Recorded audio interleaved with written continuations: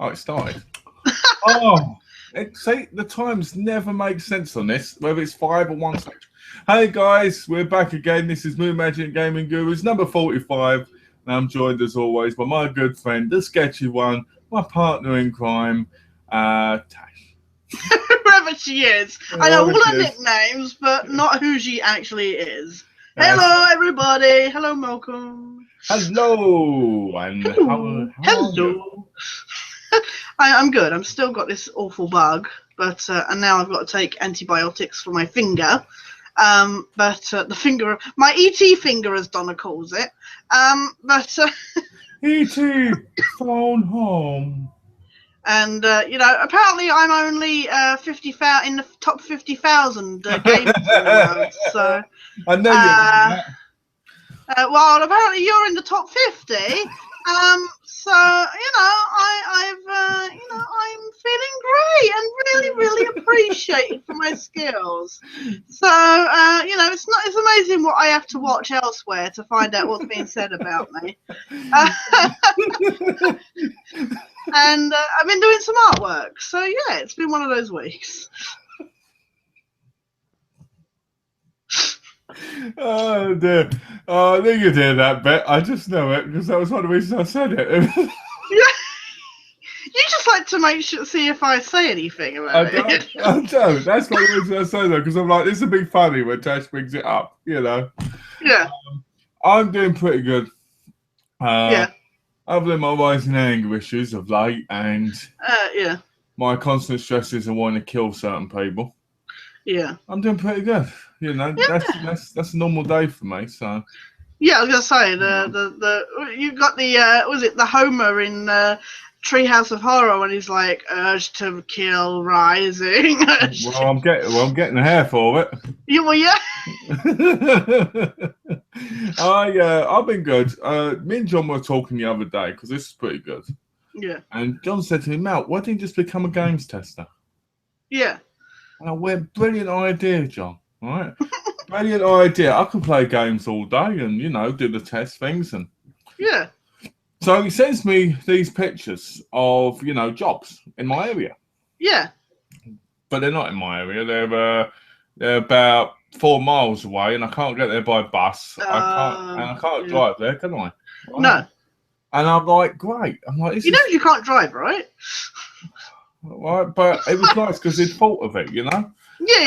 I'm sitting there and I'm like, if they would just let me do it at home and do it, that would have been so much easier. Oh, yeah. But it's such a shame because it's something that I could have easily done. Yeah. I've always seen it, like when you see these beta testers and that, and I'm like, I'd love to do that because you know me, I'm the one that always goes looking in those hidden corners to see. And you always too.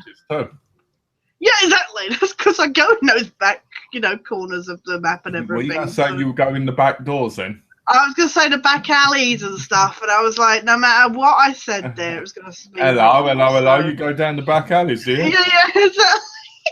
Is this with the... is this the guy in the bakery section?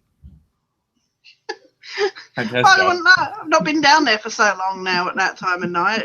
He's probably forgotten who I am.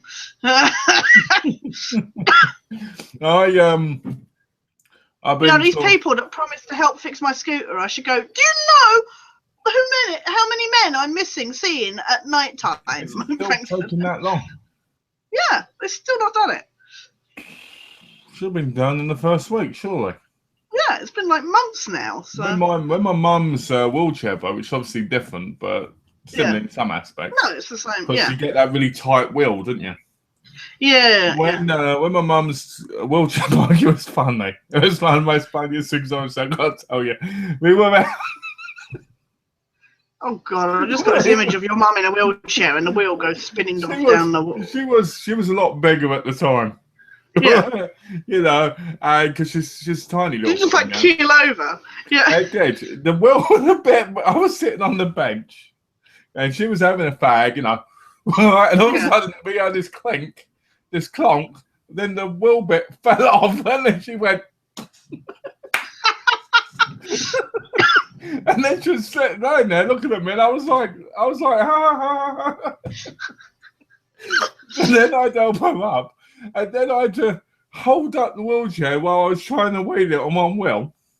Yeah. Kind of Oh thing. my Then we God. got the wheel bit back on, Yeah. but the rubber bit wasn't. So it was like scraping along the floor, you know? Yeah. And it was just so funny because, and I kept saying, can I let go? And because every time I went to let go, we go. It was great. It was great. But yeah, they called this wheelchair place, which was just down the road, and they came and did it for like 20 quid, just put it on. Yeah. Because they have to take it and put it on because they have to put it on a certain machine. Yeah. That's right. I remember now. They didn't come and do it. They had to take it away for like a day. Right, yeah. But, you know. This is unfortunately the problem when people go, and then like if I was to go elsewhere, I'd get moaned at. Oh, well, we were going to do that. It's like, well, I would like to be able to have like go out like. Well, you know what you should do? You should just get this foul-mouthed attitude, just start to swear and go, you were going to effing do it, were you? Well, screw you, and just throw a can of Coke at them, like, fuck. Yeah. It's just annoying that they'll rush to do stuff. You know, it's because I'm not in the church. You know, that's probably what it is. They rush to do everything for everybody else, and me, it's just like, yeah, we'll do it sooner or later. Then go to the church for one day, get it done, and leave. Just go, yeah. There you go. You're here. Come do it. You know. All right, just take it with you to the church. Is anyone who could do this for me? Yeah. You've done it, and then just leave halfway through the service. Yeah. Thanks, bye.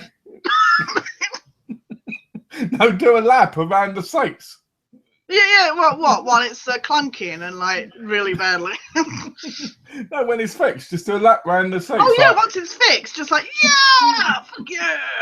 Like our Cartman did on one of the South Park episodes. Yeah. He's like, no, I want to do like him on his when he's doing. You're gonna spit my 30. it's annoying though, isn't it? For you have to wait. So I remember with my dad. He took the side of the bath off. You know, we get that really horrible bit under the bath. Yeah. And he never put it on there for 7 years. He never put it back on. My mum got with a new man, my stepdad, and then he put it on. And he put it on, yeah. And after that, I remember going, can we take it back off again? Because I'm so used to it being off, and now I'm a bit about being on there. Because you don't realise how horrible the under part of the bath is. Yeah, when they take it. When they took out my when they changed my bathroom over to a wet room, and they took, started taking the bath apart and that, and you see it, and you're like, my God, it's ugly under there, like behind that board. You see it, and it's like it's some sort of evil crypt. Yeah, it's like those movies with like the hospitals and stuff, the sanatoriums and stuff like that. It's like one of those places because it's so like blackened and everything like that. It's like, bloody hell, what horror movie was this pulled out of? Exactly. I just sit there and I'm like, I remember looking at it, just like, oh, and the cats would go under there, and then you won't see them again for days, and it'd be like, was there a monster under there eating them? Yeah.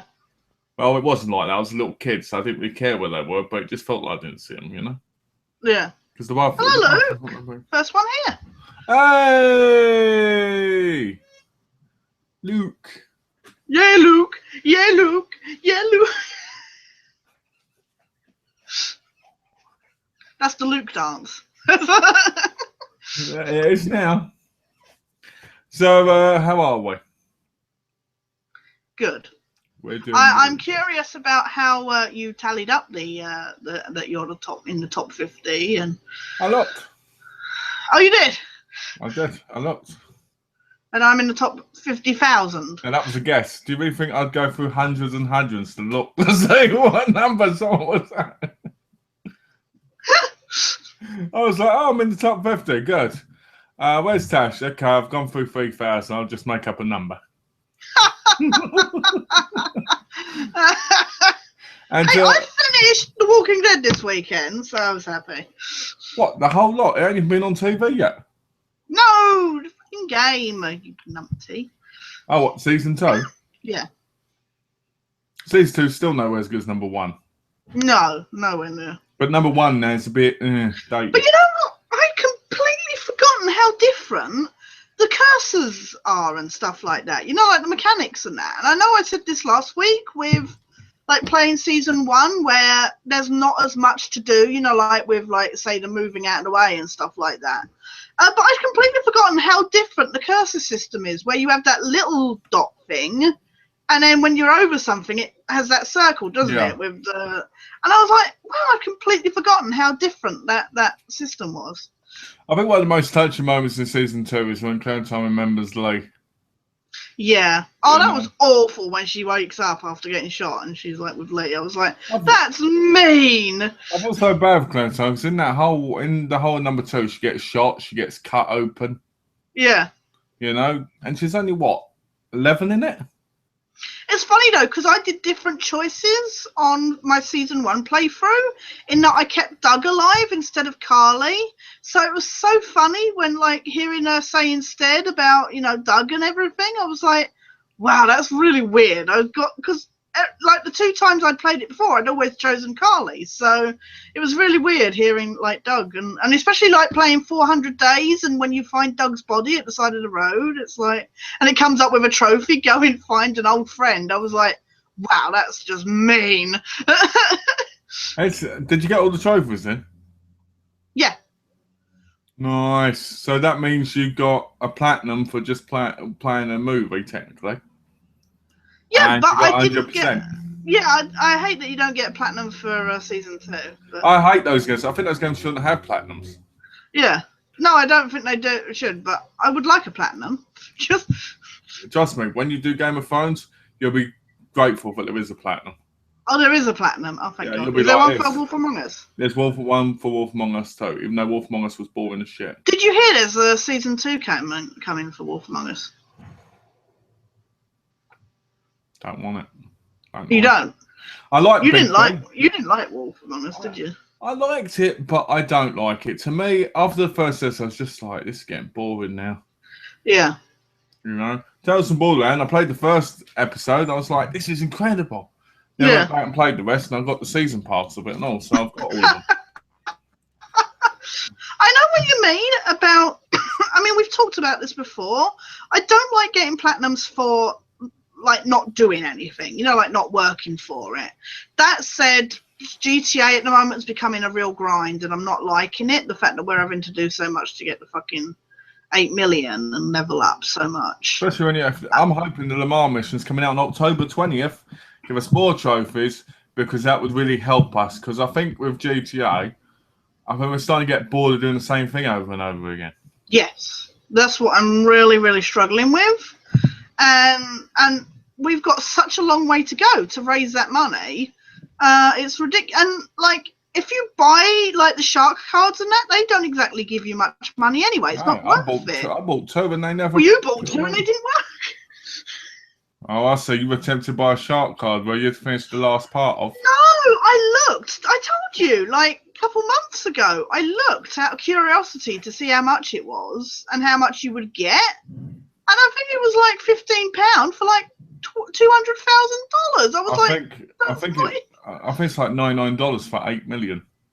Yeah, I'm not paying. You know, it's ridiculous. So I think it's crazy because I think you shouldn't have to. No, exactly. So that game particularly, I'm getting like I would really like to move on at this point, but at the same time, I just want to get it done. But that's not working for it. That's a grind. Whereas, say, something like The Walking Dead, you know, you don't even have to do it. There's not like secret choices that you have to make or that to get an extra trophy. You just get it by playing it. What about the play Call of Duty games and the Battlefield games where you have to grind and grind and grind to level to get certain things? I could have got the Battlefield. Well, you know, with bloody Saints Row 4, that's been a nightmare. I could have got the Battlefield Hardline Platinum if I wanted to, but I'd have had to spend like 150 hours killing people in different classes, and I was just like, I can't bother with this. Yeah. You know, if I'm killing you or you're killing me or we're having fun in that sense, fine, but not where I have to sit there for like 10 hours a day. No, exactly. And if I have a bad day where I'm not killing people properly, then I have to do even longer. It's just like, oh. Well, you know what? I got to show off my gaming expertise the other day because Donna's mate James, we were all on chatting. I was playing The Walking Dead and he was playing The Order. And Donna, I think, was playing like Disney Infinity or something. Hold on. I mean, none of these games are hard. No, I know, right? No. You're hang on. Okay, when I say my gaming expertise, I mean just how better I am at it than certain other people. Okay. Basically, James was stuck at a gunning section in The Order, and he kept getting overwhelmed, and there was like this guy that was in armor and stuff that kept shooting grenades at him, and he kept dying basically. And I said, well, do you want me to help? So we share played, and I did it in one go. He'd been doing it over and over again, and I went in and did it in one go. But it was so funny because I did it, and then it turned out there was one guy left, and I'd run out of bloody ammo, hadn't I? So I was like trying to... But bearing in mind, I mean, considering I didn't know the controls, I hadn't played it before or that, it was kind of cool that I did it in one go. You get hard on The Order, though. It's one of the easiest games I've ever played. Yeah. I mean, literally. I mean, finding a game like that hard, I mean, it's not much of a gamer then, is it? I think it's just... it was just a point. I think he doesn't like gaming. You know, this isn't putting him down. It was just he doesn't like gunning sections. You know, like where it's a lot of shooting. So. Oh, I'm not putting him down either. I'm just. Yeah. Just trying to get, you know. Oh no! I didn't mean it. When I said, I just wanted to clarify that when I was saying about my, you know, it was nice to show off my. You're a great gamer. Oh, you know? Pretty. Sorry. New poster for the X-Files. What are you doing looking at X-Files posters when we're chatting? I'm not, it just came up on my thing. I got notifications. I thought it was from Donna, and I thought it was a message from Donna, and it turned out it was something else. So, sorry. How dare you be eating while we're chatting? What does the poster look like? It's just like a silhouette of smoking man. But okay. Hang on, I'll show you. Except my fingers get computers frozen. Sake.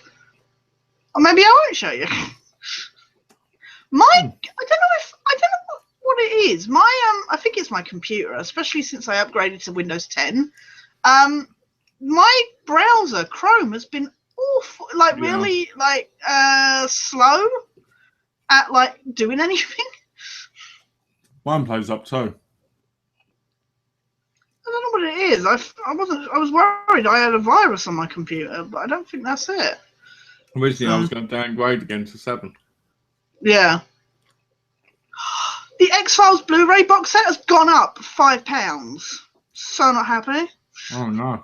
I know I'm still saving money, but I'm just not. I don't like the price going up before I've even purchased. It's shouldn't. Boys, it's because they have this certain thing, don't they, to make people want to pre-order it, and they rise it because people don't end up.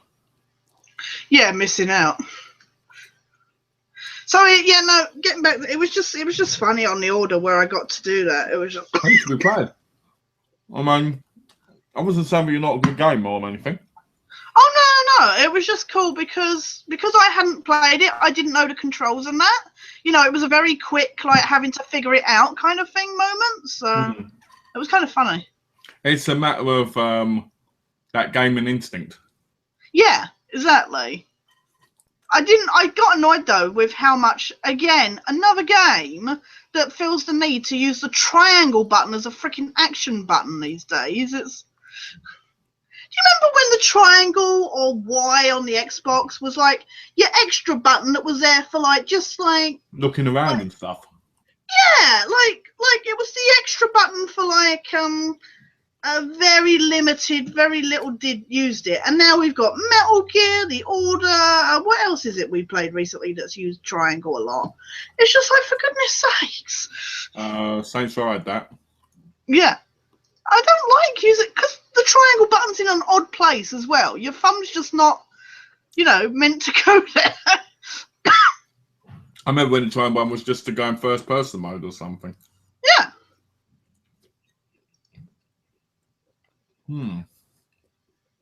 So, Mister, I'm in the top 50 in the world. Are you buying? Are you looking forward to Syndicate coming? Assassin's Creed Syndicate.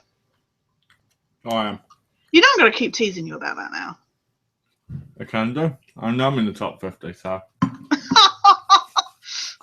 Technically, you're giving me praise. Bye bye, mate.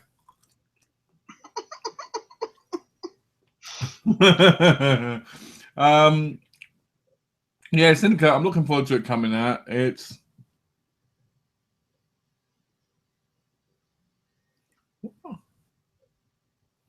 I hate. October 21st, 2015. Yeah, of course. I hate how I don't know about you, but you get the pop-ups in the corner of your screen from Facebook when you're on the computer, right? Yeah. I hate that because it always has stuff that pops up. I'm like, I don't want to read that right now. Yeah, no. That's what, like I say, because I sent Donna the link for the chat, I thought she'd replied. That's why I clicked on, because it come up on my notification. So I was like, I just wanted to check, and that was why I saw the X-Files thing. But yeah, I don't like that when it pops up, like up in your corner. Like, on your taskbar on the Windows. Yeah. When does Back to the Future Day happen then? October 21st, 2015. Oh, okay. Because that's the day that they said, that's when Marty went back to the future in number 2. I guess I better watch the films on that day then. Yeah. I wouldn't have known about if it hadn't been for that comment. I'm looking forward to. When I got the money, I'm looking forward to getting the Lego Dimensions with the Back to the Future pack. So. Oh, nice. I can't afford it yet, but that is something in the future. Yeah, Lego Dimensions. They have like the extra like characters and that sets you can get. Like you can get like the Simpsons and Scooby Doo and Ghostbusters and Portal and they're doing a Back to the Future set as well, and you can have an extra storyline. It's like the Disney Infinity and Amiibos, the Nintendo. You don't have to buy figures, do you? Yes. Me and Donna were standing in the store at Best Buy. Yeah. We were talking about Xfinity. I was talking about those things, 8 on the pad and that. Yeah. And I said, what a waste of money. All right. I said, yeah. Because I understand people wanting them. Can you imagine having to constantly pay like £14 and that more for more? Yeah. Yeah. It's like, what a rip-off. Well, it's funny though, because you're saying that, because I was watching this week's Video Game Nation, and they were they were saying about, like what other franchises would you like to see come out in this kind of toys in real life kind of franchise kind of thing. And one of the guys said wrestling. He said you already can get those wrestling figures. He said just put a microchip in their feet, and you can have that kind of where you collect all the figures and then have your wrestling matches, like with the WWE All Stars and stuff. So it'd be interesting, but at the same time, I just think it's a way of making more money off of a game. Yeah. The stuff technically is already in the game. Yeah. It's got to be working with it, surely. Yeah, it's like they have these little chips in them, don't they, and stuff. What's that? There you go. Can't say apple. What is it? Apple pie. The apple pie. It's so that you can get all the different franchises working together. So how much will the Back to the Future one cost? Just out of curiosity, like, what's the price range going to be? Because they might be different to the Infinity ones. I think the Back to the Future one is £15 about. I want to get the Portal one, but the problem is again. I mean, like I said, this is not something that I'm looking at getting too near in the future. But you have to get the base set to begin with, and to get the base set alone is £80. Bullshit. Yeah, exactly. That's what it is. It's bullshit. People that pay that mugs. Yeah. Right. I mean, it's up to people if they want to pay that, because different people have different game things. But my view. Yeah. I mean, Donna's played the Infinity one. She loves it, doesn't she? Yeah. So, I mean, if you enjoy if like Donna does, then Good for you.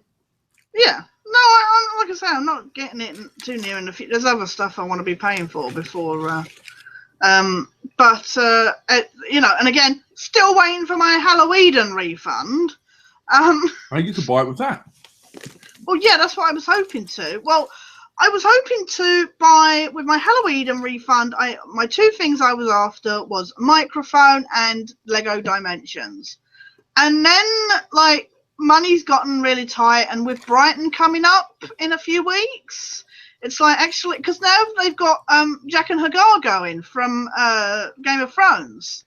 So I'm like, oh, I want to meet him. So actually, there's a few people going now to Brighton that I want to meet. So I think I'm going to need the Halloween refund to start helping to pay for that, if you know what I mean. Oh, we've got a couple of comments from Ashley.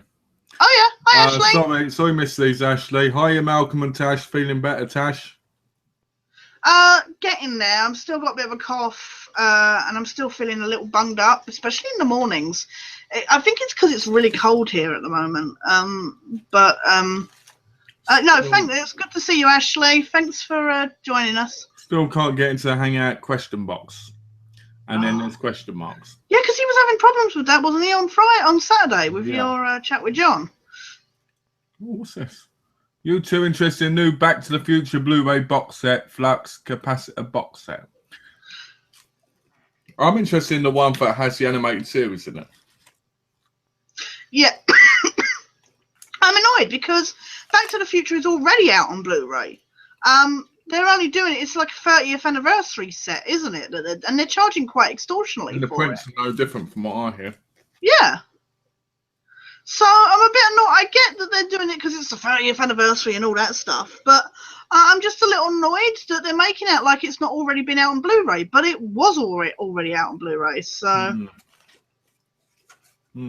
Because I nearly picked it up on Blu-ray. I was like, oh, that would be awesome to see. You can get it quite cheap now on Blu-ray. Yeah. It went like 15 quid.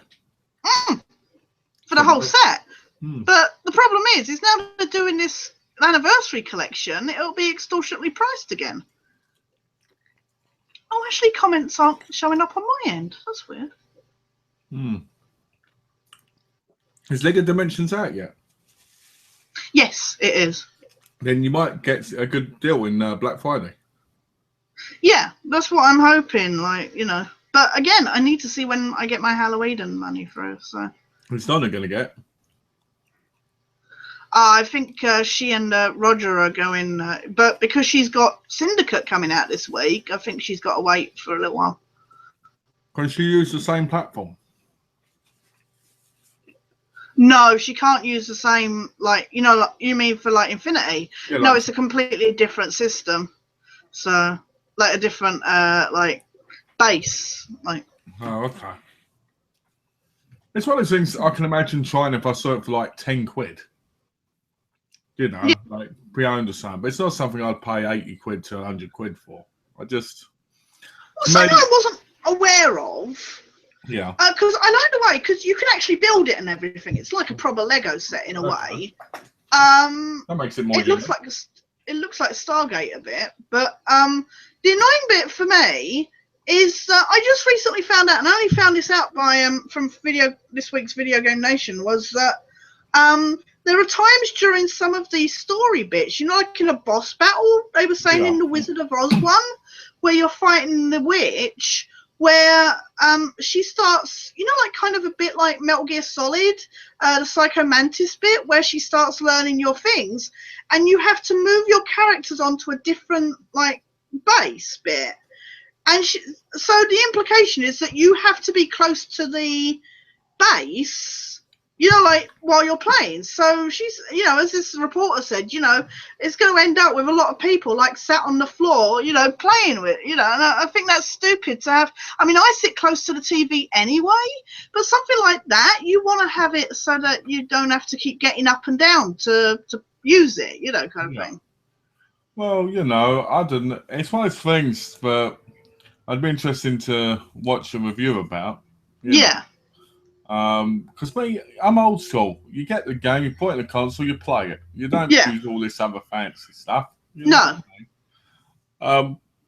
It's physical It's physical DLC, isn't it? It's like It having is. DLC, but Imagine it. and Paying it's 80 extortionate quid. DLC. Paying 80 quid for a base, right? Yeah, and the game, yeah. And the game. So technically the base is probably about 40 quid. Yeah. If you get with the game, right? Yeah. So that base event is probably cheap plastic. Yeah. But really it's worth nothing. Yeah. But they make people buy it to play the game. Yeah, exactly. Yeah. I'm going to contact them and I'm going to tell them. I'm going to send them an email. I don't believe in this. I think this is wrong. And I think that you're conning everybody out of money. I've seen them in the stores. I've seen it in the store. I saw the Infinity one in the store. Yeah. And I showed Don and we both looked at each other and I just went, oh. Yeah, but, we've had this where, because Donna has, like I say, Infinity, and you can't use, now I can't remember which way this works, but you can't use, like, Disney 1.0 with Disney 2.0, and you can't use either of those with Disney 3.0, or whatever it is, I can't remember. But I know, like, because, Donna and Roger, they just recently got the newer ones, Disney 3.0, Yeah. which includes the Star Wars and stuff like that. But I think it's ridiculous that if you get those earlier ones, you then can't use them with the later bases, kind of thing. It's because technically what's happening is it's like anything. Oh, you yeah. upgrade, you spend all that money on nothing. Yeah. Technically, by the time you've upgraded, that's nothing unless you want to play that again. Yeah.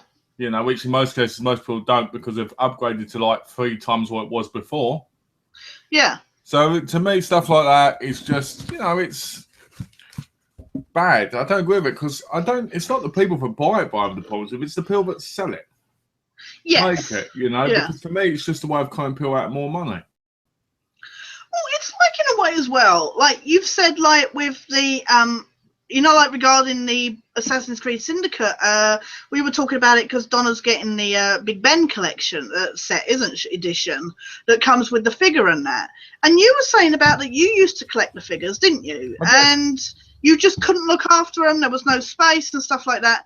And my concern with these kind of, because I will admit, the Nintendo Amiibos are quite, the figures are quite pretty. They are. Like, I would collect them just as, like to stand on my shelf, even though I haven't got the Wii U or the Infinity, the Amiibo, Nintendo, whatever it is that they do. They look really nice to look at. But the problem is, and especially with something, I've got the Skylander one I got in my arcade block up on my shelf. But the thing is because they come with those little microchips and stuff in them, you've got to be a lot more, if you're planning on using them, you've got to take care of them. Yeah. And for some, say like if I get the Lego Dimensions, I have that base and it's got that big portal on it. Say that's sat on my side, I've got to be careful that doesn't get knocked off. And I know Legos you can put back together and stuff and that, but we're talking about something with electronics on it. And if you're collecting all these different sets, and considering how tiny little Lego people are, you've then got to keep those bases safe and stuff like that. And as they were saying on the TV show, they were saying, it's not always, they're not just made for children. A lot of these, especially the ones that have like films like Ghostbusters and Back to the Future and that, it's more geared towards the nostalgia of the parents kind of thing. But I have an issue where you've got to keep those figures really safe and, dust free and stuff like that. And I have a concern about that because especially if you're using something like Lego, which is an actual operating toy, that a kid is going to play with, how are you supposed to keep those safe? And if you're collecting different sets, what, you're just going to throw them all in a drawer? Plus, you've got pets as well. Oh, yeah, exactly. What if one of them swallows it by accident? Oh, well, look, lady fucking, like... Exactly. Oh, right there. Right there. Lady, I'm the queen of the table. She's knocked my controller off the side several times before. And I don't think it would take much for her to jump up on the side and knock a Lego, thing off the side, We've got a comment from Ashley. Oh, yeah. He says, I'm going to read it just how he put it, all right? Okay. I got Logo Dimensions, Tash. It's fucking awesome. Oh, is it? You get it when you can afford it. It's worth it. I'm watching Walking Dead season 6, episode 2 on Fox at the moment. Fucking awesome. Can't hate watching zombies in HD. LOL. I'm recording it at the moment, so I'll be watching it after the chat. So no spoilers. That would be me. I haven't watched season 6 at all. I'm still trying to finish season 3. Yeah, I was going to say, you're still quite a long way behind, aren't you? But I'm recording series 6. I recorded it last night. And I did look at a bit, but I'll tell you, Daryl dies. Oh, no. No, I wish he fucking would. I'm telling you, everybody keeps saying if Daryl dies, that ends the show. Me, I'm like, if Daryl dies, that will put the show into epicness because people will never forget that. I'm frustrated because Carol has had, because of this, Alexandra where they are, she's become like the hidden entity where she's, putting on this act as being like the little housewife and that. And I'm really, really missing kick-ass Carol. And certainly since, we're only on the second episode, but she was pretty absent. She was barely in. She had a little run-in with Morgan last week, but I'm really missing. I'm hoping kick-ass Carol comes back soon. I think they should go on a run, and Morgan and Rick should find Morgan Freeman. Yeah. And he should make this big discussion about the universe. Yeah. And then a zombie just eat. How the world works. I've got to wonder, though, how many seasons Walking Dead's got left in it. Because none of started feared The Walking Dead. Not because I think Fear the Walking Dead's fair, but because they were supposed to go in between each other, weren't they? Yeah, they was, yeah. Like, Fear the Walking Dead's supposed to be on when Walking Dead isn't. Yeah. So it makes me wonder how long they think The Walking Dead is. Because if The Walking Dead ends up ending and Fear the Walking Dead carries on, it would have kind of been pointless in a way. But didn't you say viewership has been down for the normal Walking Dead this season? About 3 million on the premiere. Mm. So I read up on the ratings and all that, and the rankings. Yeah. Even though to me, ratings mean jack shit. Well, yeah, exactly. You got to especially because a lot of people watch stuff digitally and later and DVR. It's not just that. We've got to think of nowadays is TV is becoming less watched. Yeah. People either wait for, like you said, DVR. Yeah. They either watch it the next day on PlayStation or something by buying it. Yeah. Right? Or they wait for the DVD or Blu-ray release. Yeah. When you take all that into account, the ratings on TV are pretty good. Yeah, exactly. Well, when you think that, like, the ratings once upon a time meant something, like you say, because it was, we didn't have the reruns in the same way back then that we do now. Like you say, if I miss The Walking Dead tonight, which I won't because it's recording, but, it's shown another, like, 4 times during the week, which is ridiculous. But you think once upon a time, back when we were kids and, it was just like, yeah, back when we were younger and that, it's that kind of thing where, if it was shown and you missed it, you were lucky if you got the Sunday rerun or something, but that was it. And then it would take like a year or 2 for the VHS to come out and stuff, and you were waiting ages to see that. I remember when The Tribe was on TV when I was a kid. Yeah. And I remember I'd miss the odd episode, I'd be like, shit, because you'd never see it again. Yeah. It wasn't until years later they started rerunning them on Channel 5 again. Yeah. All right. I remember watching shows like Gladiators and stuff. You only saw them once, whatever they were. Now you see them on Challenge. Yeah. All right. But there's things like, I remember Scream 3 being advertised to come out on VHS and DVD. All right? Yeah. And it took like 2 years for it to come out. Yeah. And I was like, I want to see the movie so bad. Ooh, Yeah. Now it's 2 months to 3 months. Or if it's fucking saying like Game of Thrones, it's a year before it's released. It's a year. Yeah, that's one of the only shows really that takes too long. But like you say, we have so much with like Amazon Prime and, being able to stream it that way. Like you say, viewership figures don't mean jack shit now. I was in a chat the other night with Ashley and Gareth, and we got into this conversation. Right, yeah. And basically,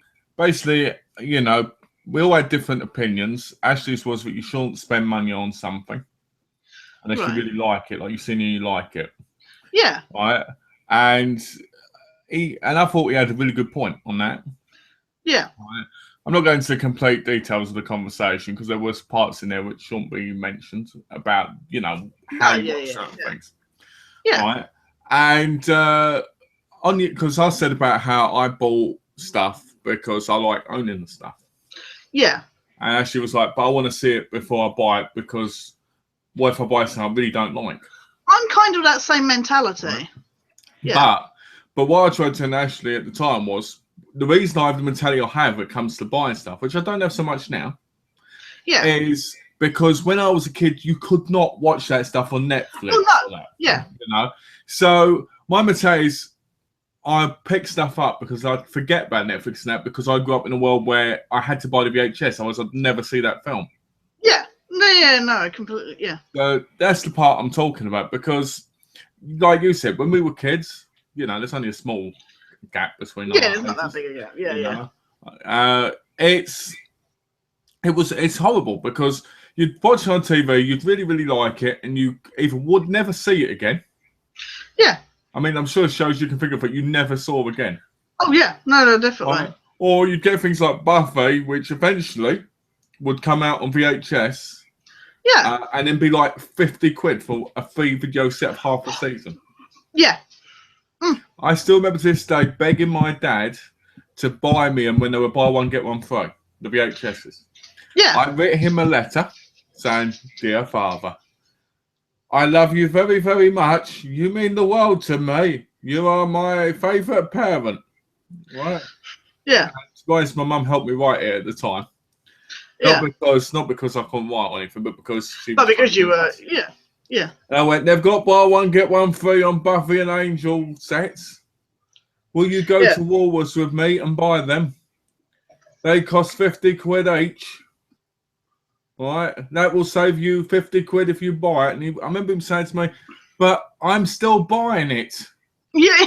And I was like, he did take me. Right? Yeah. And he did buy me different years. Yeah. I think one year he bought me all the Buffy ones that were out at the time. Yeah. And another year he bought me the Angel ones at the time, Yeah. Because I remember the last Angel ones on VHS Series 5. And he went out with my nan and I went, can you get them for me? And he came back with them. And I remember looking at them. I remember thinking, these are so beautiful. Yeah. Oh, and now you look at VHS and you're like, these are so shit. Yeah. And you think they're like worth £1 now. And yeah. It makes me think, if we didn't buy anything other than what we have to, we'd all be millionaires. Yeah.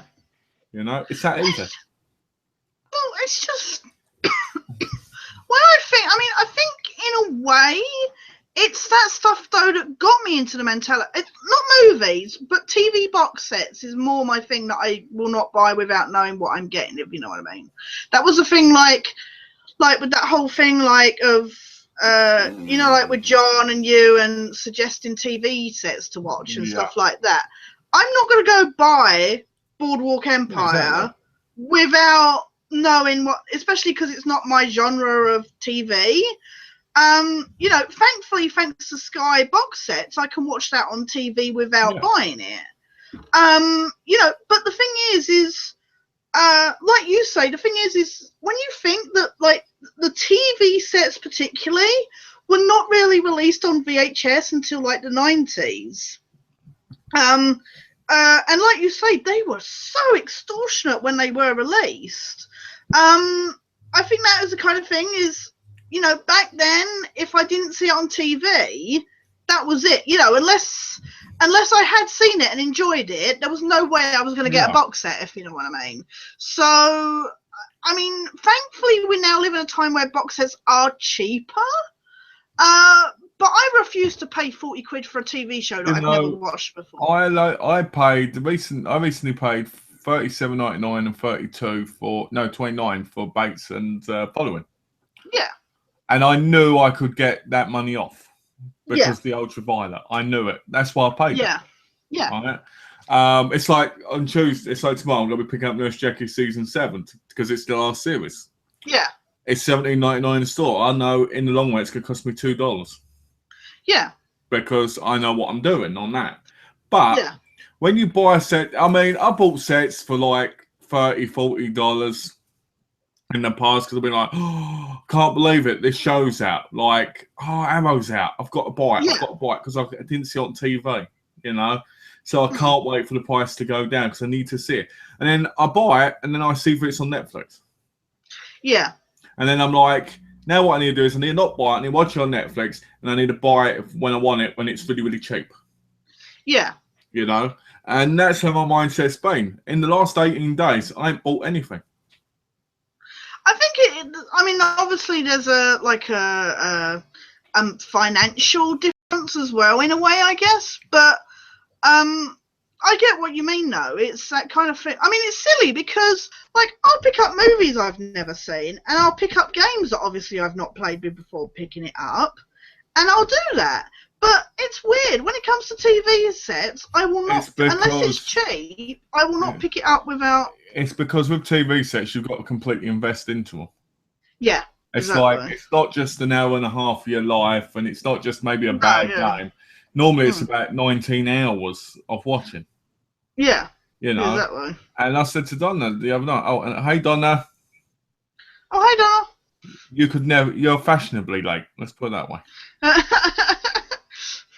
I was going to say, you know, the problem is, over the last couple of years, I bought loads of box sets. Right? Yeah. And I know a lot of them are shows I'm going to really, really like. Right? Yeah. But the thing is, now I'm like, it's funny because me, I've always been pro buying.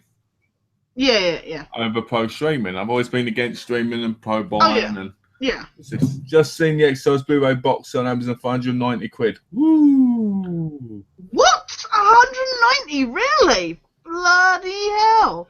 It's on. Mind you, that's only that wasn't it on Amazon before, so I'm surprised it's. It'll go down.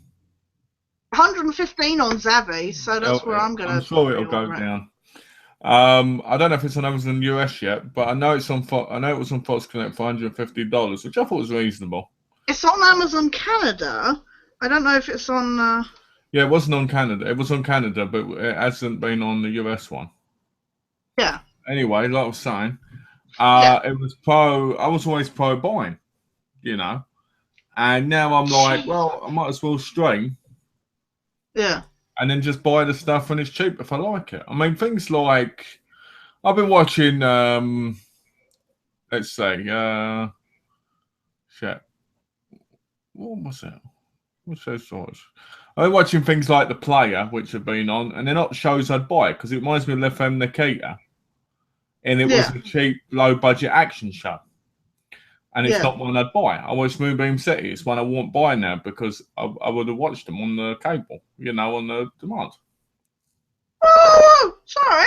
That's gone up another £10 in the time we've been talking on Zavvi. But you've pre-ordered it, right? No, I hadn't. Well, why didn't you pre-order it? Because they don't take your money.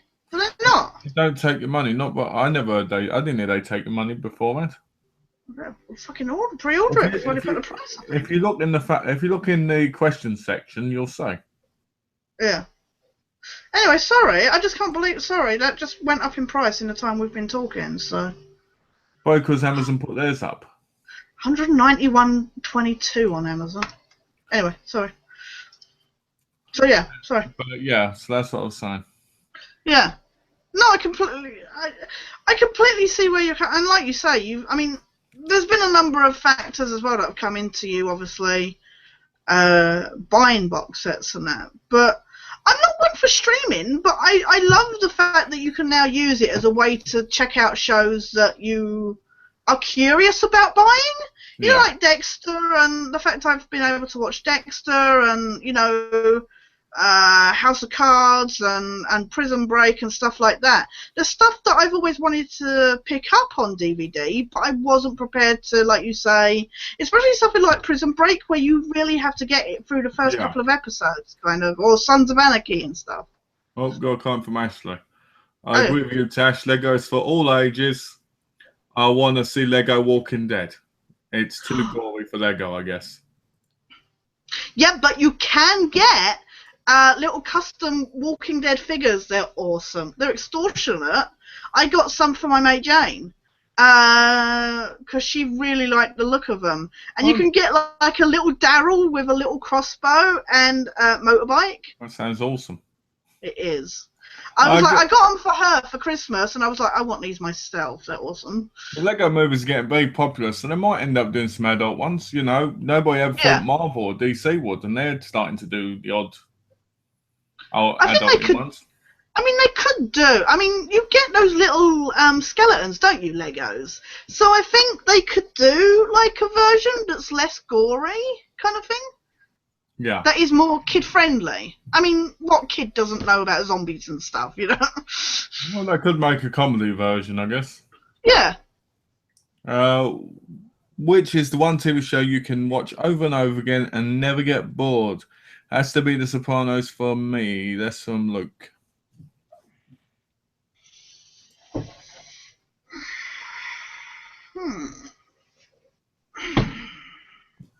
What would yours be? Life and Times of Tim. Oh, really? Which is a comedy show, which I won't normally say is one of my top ones. Yeah. Also, well, it's funny because the two I would never get bored of are both comedies, and that's Life's Too Short because I watched it like 50 times. Yeah.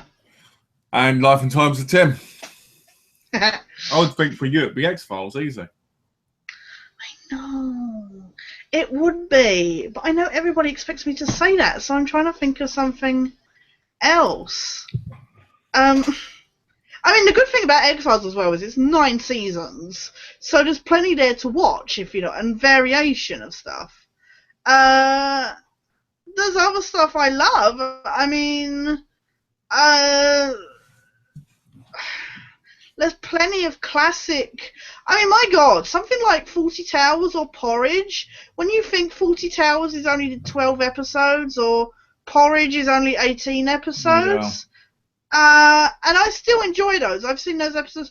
Now, to be fair, thanks to frigging Gold, which shows them like every day, I do get a little sick of them. Yeah. I love Red Dwarf. I can watch that over and over again and still giggle my ass off. There are shows that I really enjoy. It's annoying because my answer is easily the X-Files, but the problem is everybody thinks that that's what my whole life revolves around, and it doesn't. Because I mean that's what I've been really. I don't think as much as I enjoy, because we were talking about this the other day, weren't we? About like Walking Dead and Game of Thrones, like the intelligence and stuff like that. Walking Dead, I love. I do, but I don't feel there's much there intelligently, if you know, because it's got a lot of plot holes, story plot holes and stuff like that. It's not something that I watch to go, oh, I need to think deeply about that. If you know, I love stuff that like makes me think and stuff like that. That's why I love something like the X-Files, which has a lot of science and all that kind of stuff in it. Yeah. I mean, I love stuff like NCIS, but that gets too samey, if you know what I mean. I guess, you know what? Buffy and Angel, I really enjoy watching over and over again.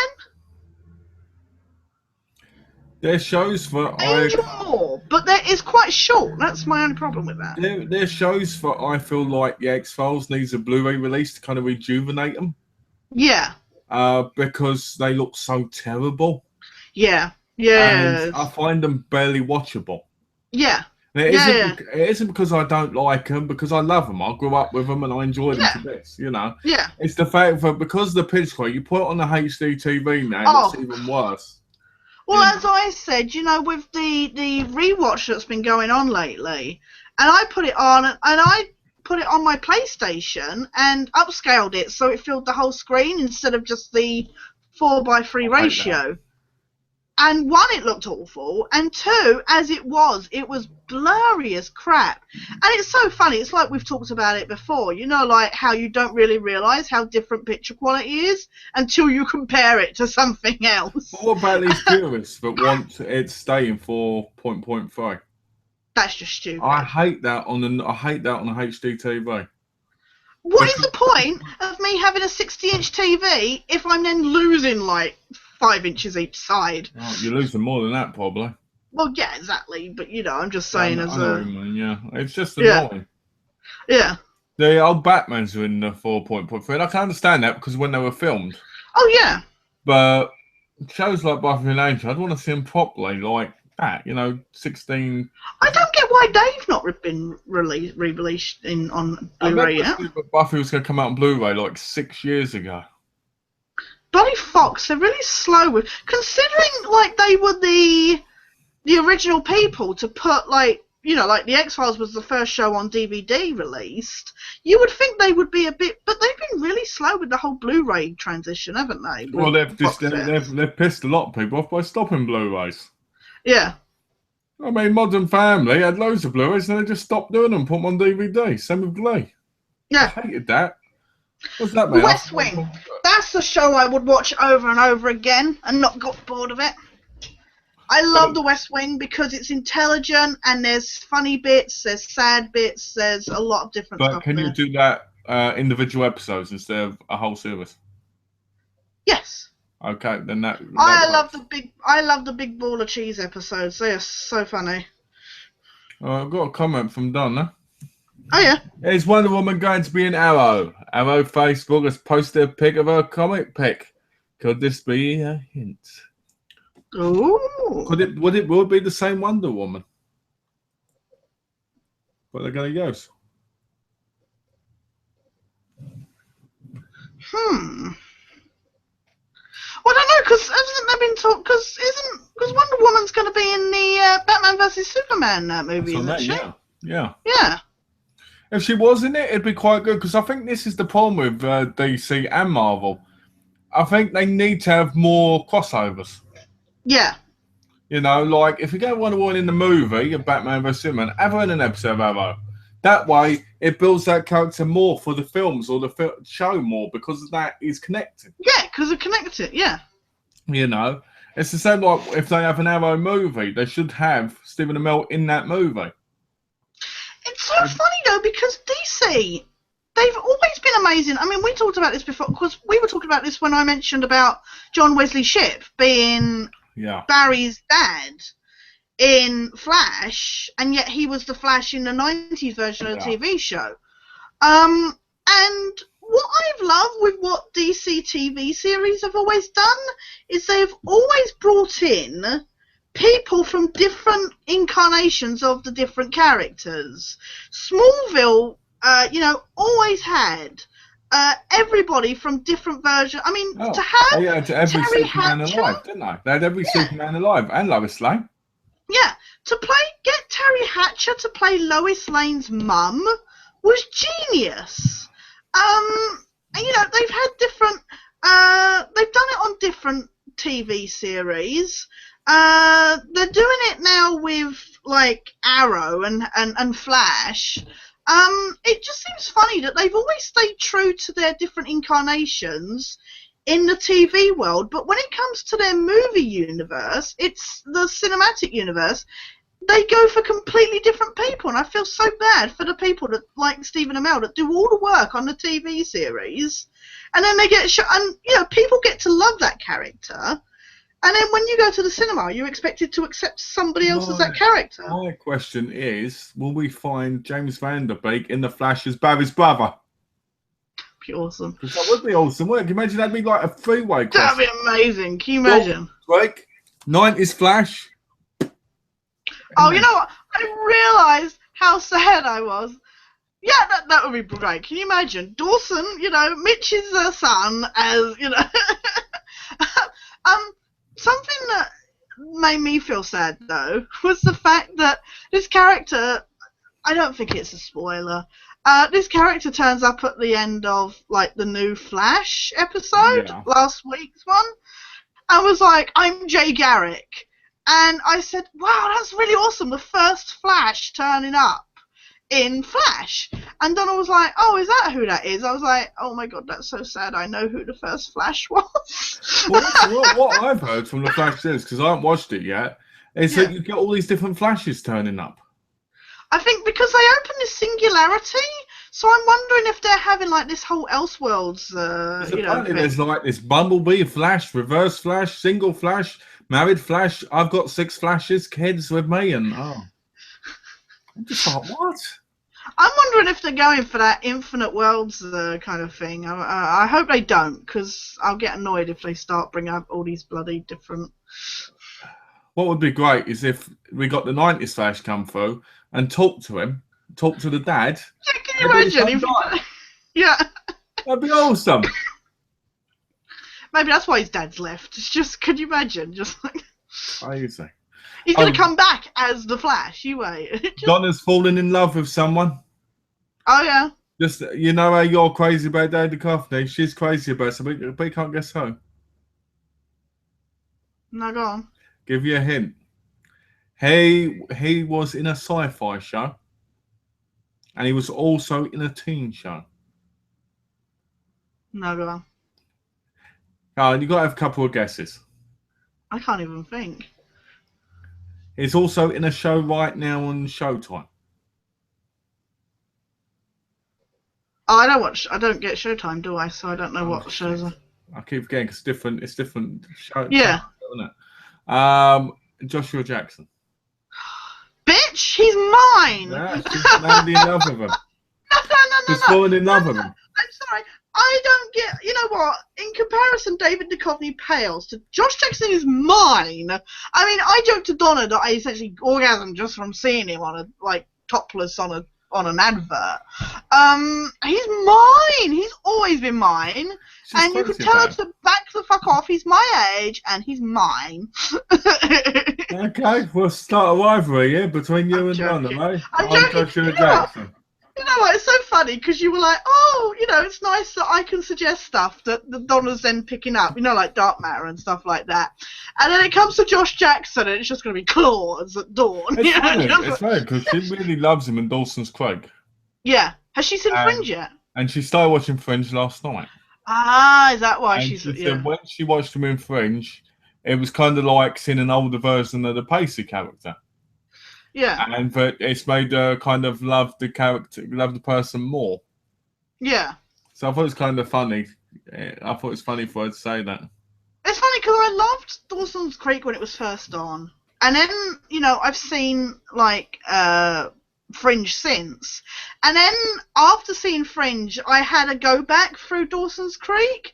And it was so funny watching him back when he was younger and, no stubble and stuff like that. And it was like, oh, look at him, he's so little. You just want to pat him on the head. Well, Luke just put, if Wonder Woman is in Arrow, it will be a different actress. The DC moving TV universes are separate. Well, they shouldn't be. But does Wonder Woman really need to turn up in Arrow? I mean, are they going for this whole Justice League thing or what? I want Batman to turn up. I want them to have the Bruce Wayne from Gotham turn up as a kid and go, Alfred, can you do this for me, please? Can you imagine if Penguin and that, from Gotham, suddenly... Can you imagine if bloody Jada Pinkett turned up in Flash or something? Can you... The problem is they've got so many now. They've got so many DC bloody TV series coming on now. Yeah. If they're on Netflix, they're on what do you call it, or it's Marvel, or it's like their shows are just getting more and more. And it's, at one point, we'll end up with just that's all that's on TV. Yeah, it'll be reality shows and superhero shows. That's all it'll be on. Oh mate, and I think I'd rather watch reality shows. And MacGyver, the reboot, which will last 6 episodes and then get cancelled. Yeah, they get cancelled. As Richard Dean Anderson has a heart attack from that they'll. Yeah, they'll use duct tape to fix it. What do you want to bet? I don't get what everything about this guy was acting, and he was on stage. He had a heart attack and he died, and the whole place still went on around him because they thought he was acting, because he was meant to pretend to be dead the whole time. I think I heard about that. Yeah, I can't remember where it was. Yeah, he ended up dead on the stage, and they just thought it was meant to be that way. And then the last thing they heard was. And basically that's why they know. As he dropped it, yeah. So he dropped one, and it sounds vulgar, I know, but that's no way they found out. It's quite sad, really, when you think you have such amazing performance, and you're so well known. That's how you go out. Yeah. Can you imagine? That's the last thing people hear of you. Is just That's think about it. Right? Oh, I've got this great career. Last thing people remember is me going because I died. It's just awful, isn't it? that's just. You know, Thinking about the Wonder Woman. Sorry. Talking about careers before we go back to Wonder Woman. Patrick Stewart's career in Blunt Talk. To me, I feel like that's going down the toilet. Really? Yeah, I hate that show. I watch it every week and I never ever laugh. The first 3 episodes made me laugh, and the other ones I just sit there going like this. There we go, back to Wonder Woman. Yeah. I've not even heard of Blunt Talk, so I don't know. It's awful. I think it's written or produced by Seth MacFarlane. Oh, well, that says a lot. Yeah, it yeah. does, Seth MacFarlane is really And if I saw it, people said it was like the living version of American Dad and that, and it is in the fabric. I can't stand American Dad. Oh, bless you. Thank you. You can't stand American Dad. I used to love that show. Then I don't mind Family Guy, but you know what? You know, like saying about shows that we can watch over and over again. I can watch South Park over and over again, but I get so bored with Family Guy. I get But American Dad, I can't stand at all. Family Guy has some great parts to it. Oh yeah, it has its moments. That's what I'm saying. I can watch some of it, but saying about the Wonder Woman thing just quickly, I'm surprised that because of the whole Justice League and that, I would have thought that it would make more sense for Wonder Woman to turn up in Flash as opposed. I know Arrow and Flash are kind of inseparable now, but I would have thought it would have made more sense for her to turn up in Flash as opposed to. I think she should turn up in my movie called Wonder Woman. Wonder Woman gets naked. Wonder Woman, just because Donna really hates it. Wonder Woman. What they need to do is they need to do a South Park episode where Wonder Woman tries to get off of them. You know, that'd be interesting. I love their whole thing where they're doing this whole PC thing at the moment on South Park with the shitty part of town and stuff like that. It's just like what the fuck. My favourite one so far. I really enjoyed the Yelp one. Yeah, the Yelp one was hilarious, especially because in a way YouTube, you know, like YouTube reviewers are kind of have become the same kind of microcosm in a way where it's all like, give us your games, we're going to review them. Yelp especially has become this thing where people just go, I deserve this, I'm going to give you a bad 1 star if you don't give me everything I want.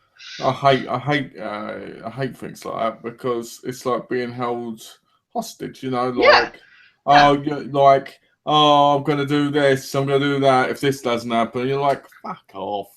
Yeah, exactly. You know, it was a very good observation, especially of the whole Yelp thing. How about YouTube? We might not make any money anymore. Oh, really? I heard through the grapevine. Yeah, because you're really in with the, you know. I'm in with the YouTube elite, mate. You're the YouTube union, aren't you? Yeah, I am. I'm on the YouTube union. Secretly, I make millions, and I just pretend I don't because I want to get down with the people, you know. And yeah, you got to mix with the, lower beings. I read up for back in 2011, they tried giving money to big stars like Jay-Z and that to get premium content for people to pay to use YouTube. Yeah. It failed. So now what they're going to do, starting from next year, is they're going to do it with big YouTubers like PewDiePie and Smash and stuff like that, and basically give them more money, but take money away from the people like us. No way. Possibly, if it does happen, take the money from us, and so it goes to them. So basically, people like PewDiePie make more money to get their content. Yeah, I think people have a big issue. Yeah, nobody's going to like that. I think people will have a big issue, I think, if it's not done right. But people are stupid, right? One thing I've learned about people is people are stupid and they don't always know the best thing. People like you and me, we mean nothing to the YouTube community. No, exactly. And that sounds horrible, but when you think there's billions out there, we're just little people, but only a few people. Yeah, we're the bottom feeders, basically. Basically. You know, so they don't really care about us. But if you put PewDiePie on that thing, even if 1 million people subscribe, Yeah. that's more money than thousands of us together. Yeah. That's the thing. It's more money for YouTube at the end of the day. It's So if let's say PewDiePie has 35 million, let's say that if a quarter of that pay, that's more money than what we can all offer all together, which means that it would be worth it. Yeah. And in time, people would deal with it and pay anyway, because people have to follow the system at some point. Like if I said to you right now, Tash, I'm creating this, you need to pay for this, you'd be like, I ain't doing that.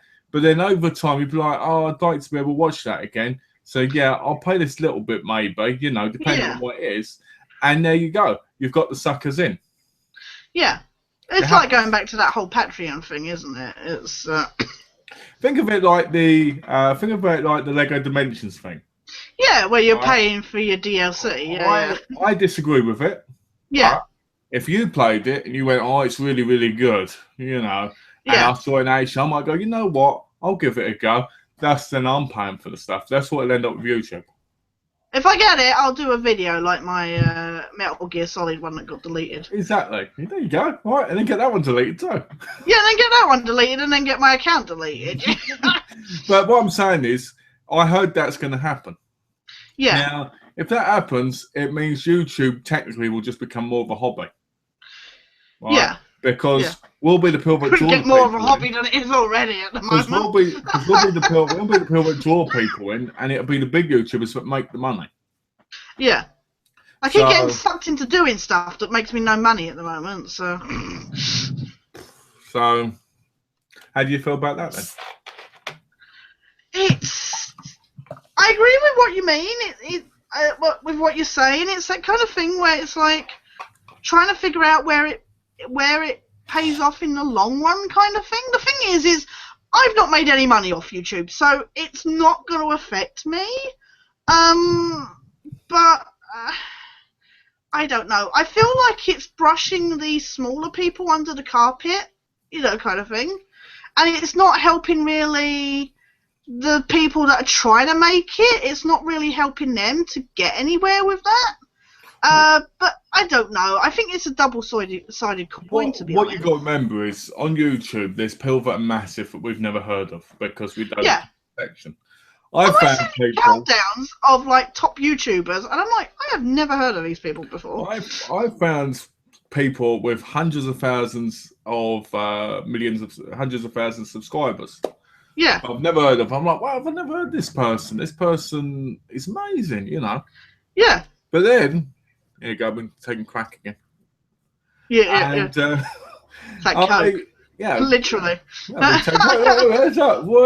And you said there's more of them than you think. So they could be the future of YouTube when it comes to making the money. Yeah.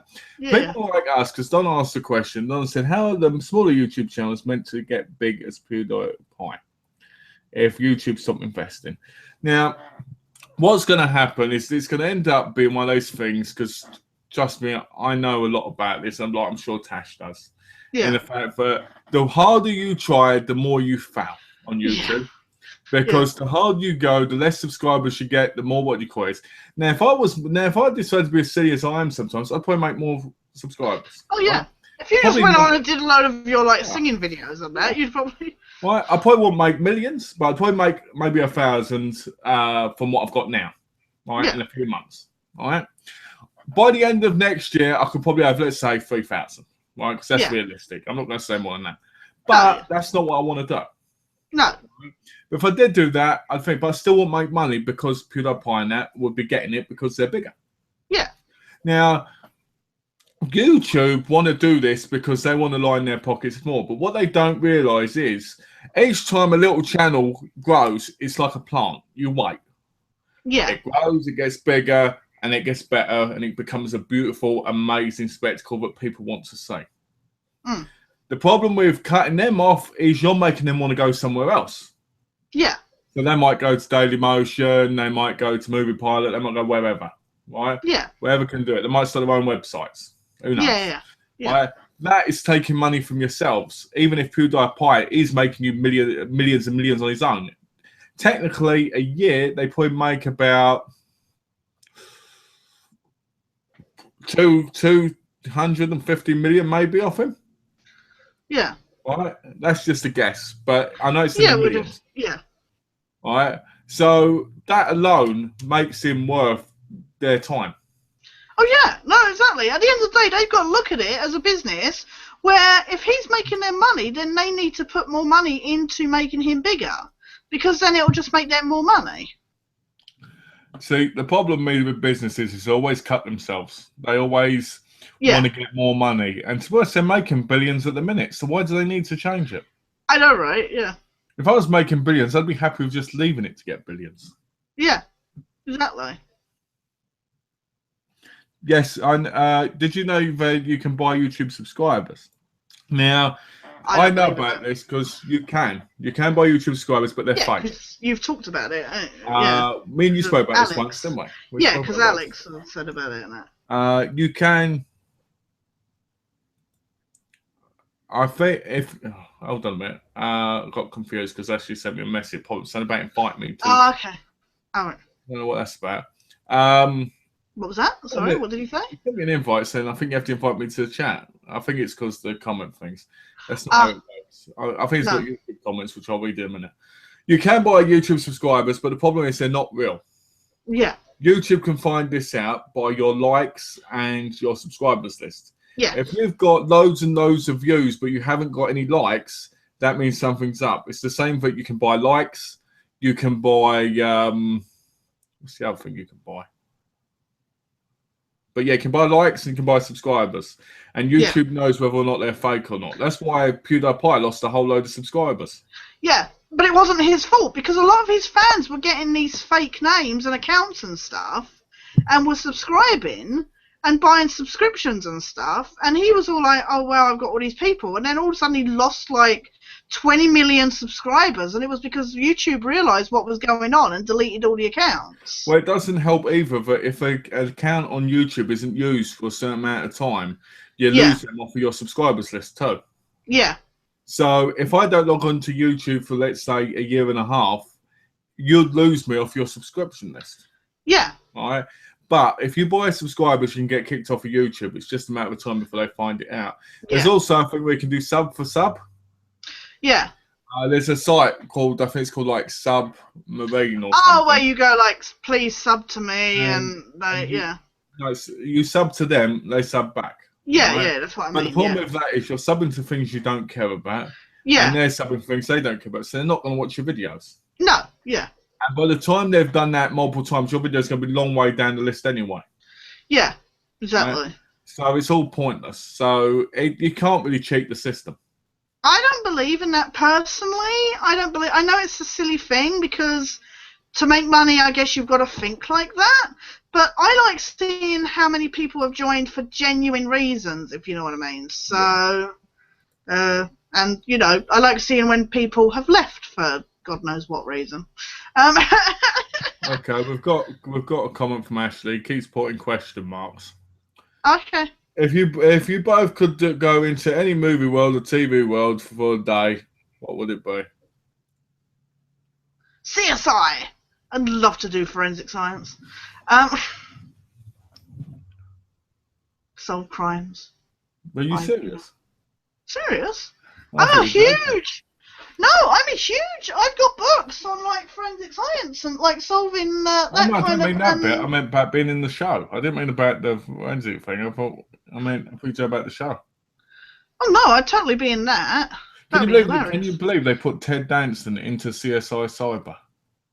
No way. They did. They've moved him over to it, and I'm so pissed. You know, I like the idea of who was in it. Now Ted Danson, I'm like, come on. Yeah. I can't believe his character wasn't interested enough in CSI, let alone, you know. My world would NCIS I'd probably do more than. My world I'd like to be in is probably the One Tree Hill world when it was in season 1 to 6. Because I really, really would have loved to have been one of the characters. Yeah. I think I would have liked to be in Mouth's character. Oh yeah. I think I'd like to have been that character in that show because it always seemed like such a cool time. You know what I mean? Yeah. And since he's a bit weird, I thought, hey, it makes more sense, doesn't it? Makes more sense. Yeah. If I said I Like wanted to being be, Harry and the Hendersons, you know. if I said I wanted to, if I said I wanted to be Lucas Scott, that would make no sense. You know what I mean? No, I mean, yeah. so yeah, that's probably the one I would want to be in. TV show would probably be in NCIS because that team's awesome, and I'd love to do some crime fighting, either like via like technology, you know, the computer hacking stuff and that, or You just wanted a deduction board. yes, because the deduction. No, I want to take photos of everything, even evidence, apparently, The because that's how it deduction board. works. Yeah, let's And go you to the just want- deduction board. No, let's go. I could say. So what's going up? What's going on now, Tash? To the deduction board. Yeah, to the deduction board. To the deduction board. Movie. Oh, I think. Mine would be My Blade Valentine. I've always wanted to be in that movie. I'd be in Moulin Rouge, you know, at the.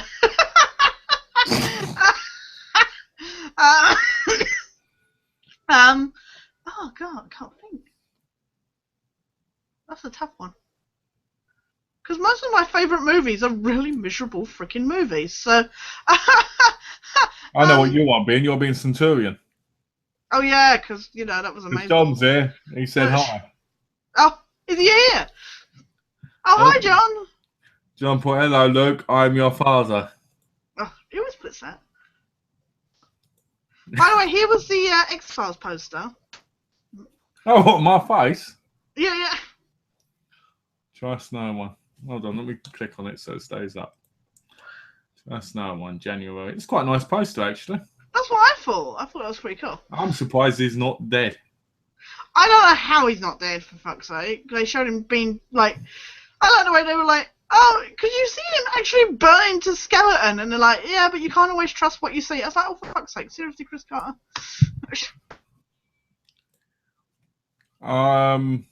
But yeah. So John would be in Blazing Saddles.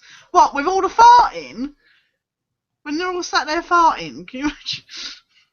Actually, Blazing Saddles would be pretty cool. So Blazing Saddles, funny enough, it still holds up today. Oh yeah, definitely. I mean, Such a True crazy Grit. film. The original True Grit. Yeah. I mean, Tron! That would be epic! Tron? Yeah. What is that music? That is my mother-in-law putting her TV on. So she's watching something from the 1920s. Which means I'm probably going to have to edit half the chat out. Yeah. Better not talk about anything interesting while she's... Fucking annoying, I'll tell Oh, you. wait! That's our whole chat! No, I'm joking. I would tell her, but I'll get in... You'll get in trouble with the missus. No, it can't be. That's from Luke. What? Can't be what? But it's his father.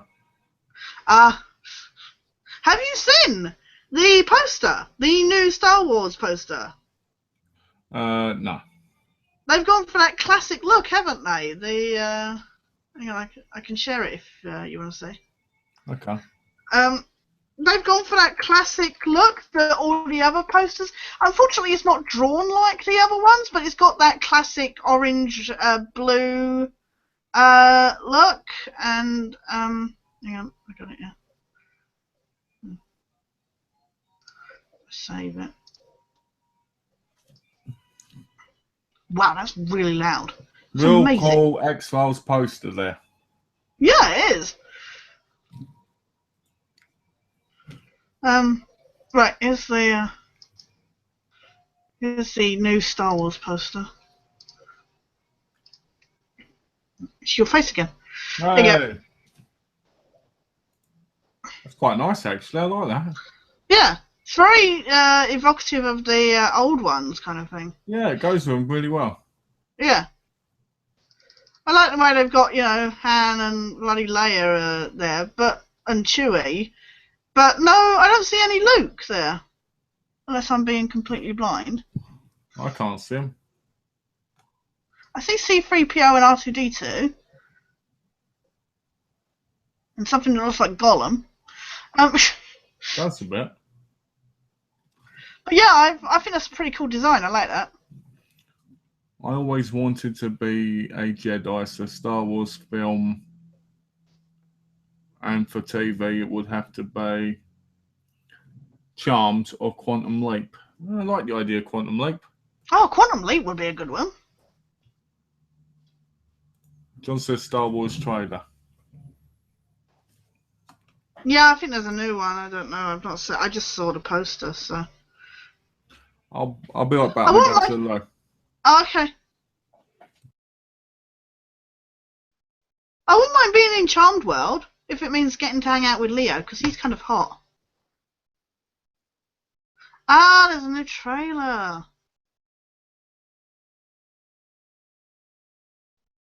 Oh, well, you know, there's a new Star Wars trailer during the football, but there's a new X-Files trailer during Gotham tonight, so tune in for that in America. I don't know what's going on with Fox with lately. Seriously, they're doing like one every Monday. All the fans are like, is there going to be one every Monday until January? But that's I didn't know that was on during the football tonight, so that'd be cool. That'll probably be online like within minutes after it's aired, so I'll check it out on YouTube when it's on. I'm trying to think of other. Can you imagine being in something like Xena Warrior Princess and stuff? The world of that, just like or Hercules. I wouldn't want to be in Game of Thrones. You'll get killed. Fringe would be a good one. Alternate universes and stuff.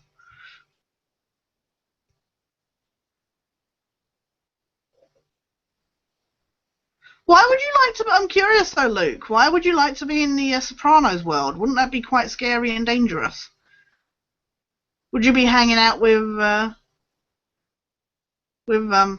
Tony and that, or would you be his rival?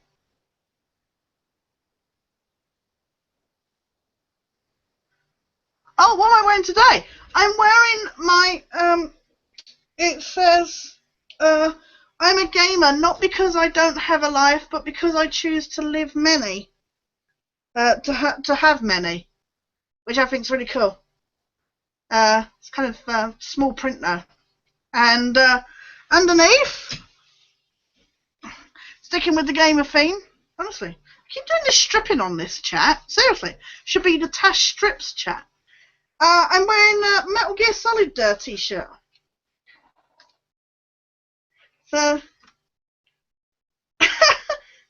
that's it. That's my t-shirt. Okay, I said that. I was like, what have I come back to? I said this should be the Tash strips. John asked what cagoule I was wearing. So I said it's my, I'm a gamer not because I don't have a life, but because I choose to have many. And I said I've got my Metal Gear Solid t-shirt on underneath. Oh, nice. Look, my box and exclamation point. So I said it should be the Tash strips. I said I keep seeming to strip lately on this. You don't, do you? It's because you wear double clothing lately. It's because it's been bloody cold. I was trying tonight doing Monday Night Football. I said there's a new X-Files trailer during Gotham tonight, so. I won't be watching that. But it'd be on recorded, it'd be on my DVR, wouldn't it? Yeah. So I just wait for it to turn up on YouTube. I'll be watching. I'll be like, wow, this is. I wonder how many have they had between Gotham now? This will be technically it will be the third one. Okay. But everybody, like the fans have started to say, is this going to be a thing every Monday now, like up until January or what? Just because it's apparently it's all new footage. So. And under the t-shirt. John wants to know what you've got on under the t-shirt. Ah, very funny. Wouldn't you like to know? Well, you do. That's the problem. Oh, that's it. The sweater's not new, but the t-shirt is. Oh. Ashley put, sorry if I keep putting question marks, it's annoying, but I can't ask question in the box. Well, people are getting in there, Ashley, so there must be a reason why you can't. I have a new t-shirt as well that I haven't worn yet. Came today. Look, Flash and I arrow. like that. Very good. It's not very well printed, and Donna says it smells of that transfer. You know, like when it's been. Well, the picture looks nice, even if it is a little bit. It's a bit washed out. I don't like. Yeah. It's not as vibrant as it should be, but you know, it looks it's a like nice design.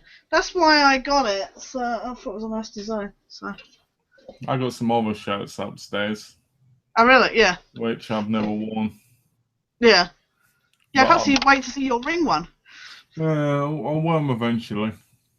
Oh no, I know that. It's just one of the reasons is I'm trying to lose some weight. You know. Yeah.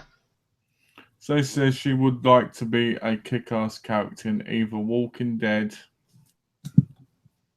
or Sons of Anarchy. That would be pretty awesome. I'd love to be in Walking Dead, you know, and like Michonne or something. And that would be a cool character to be. Yeah. Hopefully I was saying when you were gone, I wouldn't want to be in Game of Thrones because you just end up dead no matter what you do. So that's a good point. But unless you're Tyrion, then you seem to stay alive. Yeah. Or Jon Snow. Yeah. None of the women in it really seem to stay that long, do they? Other than Cersei. Well, it doesn't seem to matter. If you're a good character, then you're more likely to die than if you're an evil bitch. So hopefully the new Exiles trailer is more than just another teaser. I'm sure it will be a teaser. Well, last week's one was a bloody animated trailer. But they've said that it will be actual new footage, so we'll see. I think it's too early to be doing these adverts. I mean, it's different with something like Star Wars, which is only out in December, but you know, the X-Files is end of January. I think they should do one a month and then do 3 and 1 leading up every week to when the show starts. Yeah, exactly. What about that? Did you watch the new Doctor Who? No, I haven't seen the Vikings one yet because I know you were watching it and going, "What?" It was awful.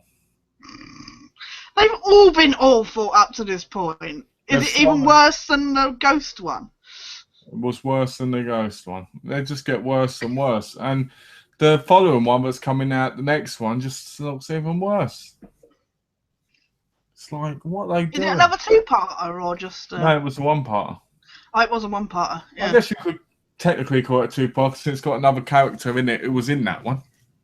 Oh, okay. Oh, because bloody Maisie Williams was on it, isn't she? Yeah, she's in it. And she's shit.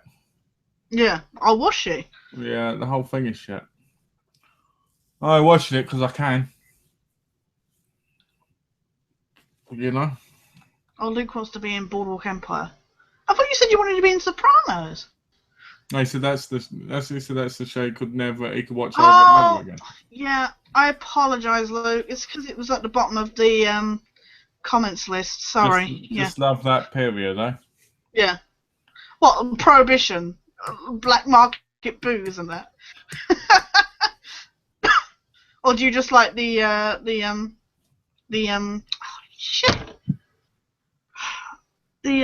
dance, the women with their frilly dresses and that. Like the dancers and stuff.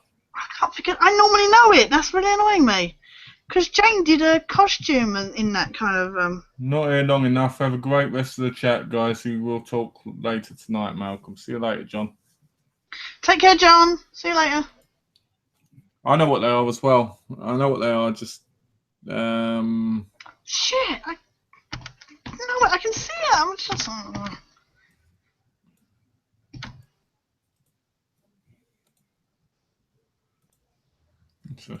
You're alright, you seem down since you went away. No, I'm alright. Maybe because I'm on my smartphone or tablet. Yeah, that's probably why then, Ashley. Yeah, they're a bit funny because you can't click on the on tablets. You know, on like YouTube, when it goes join a conversation, it won't let you join click the square on the video. It's really annoying.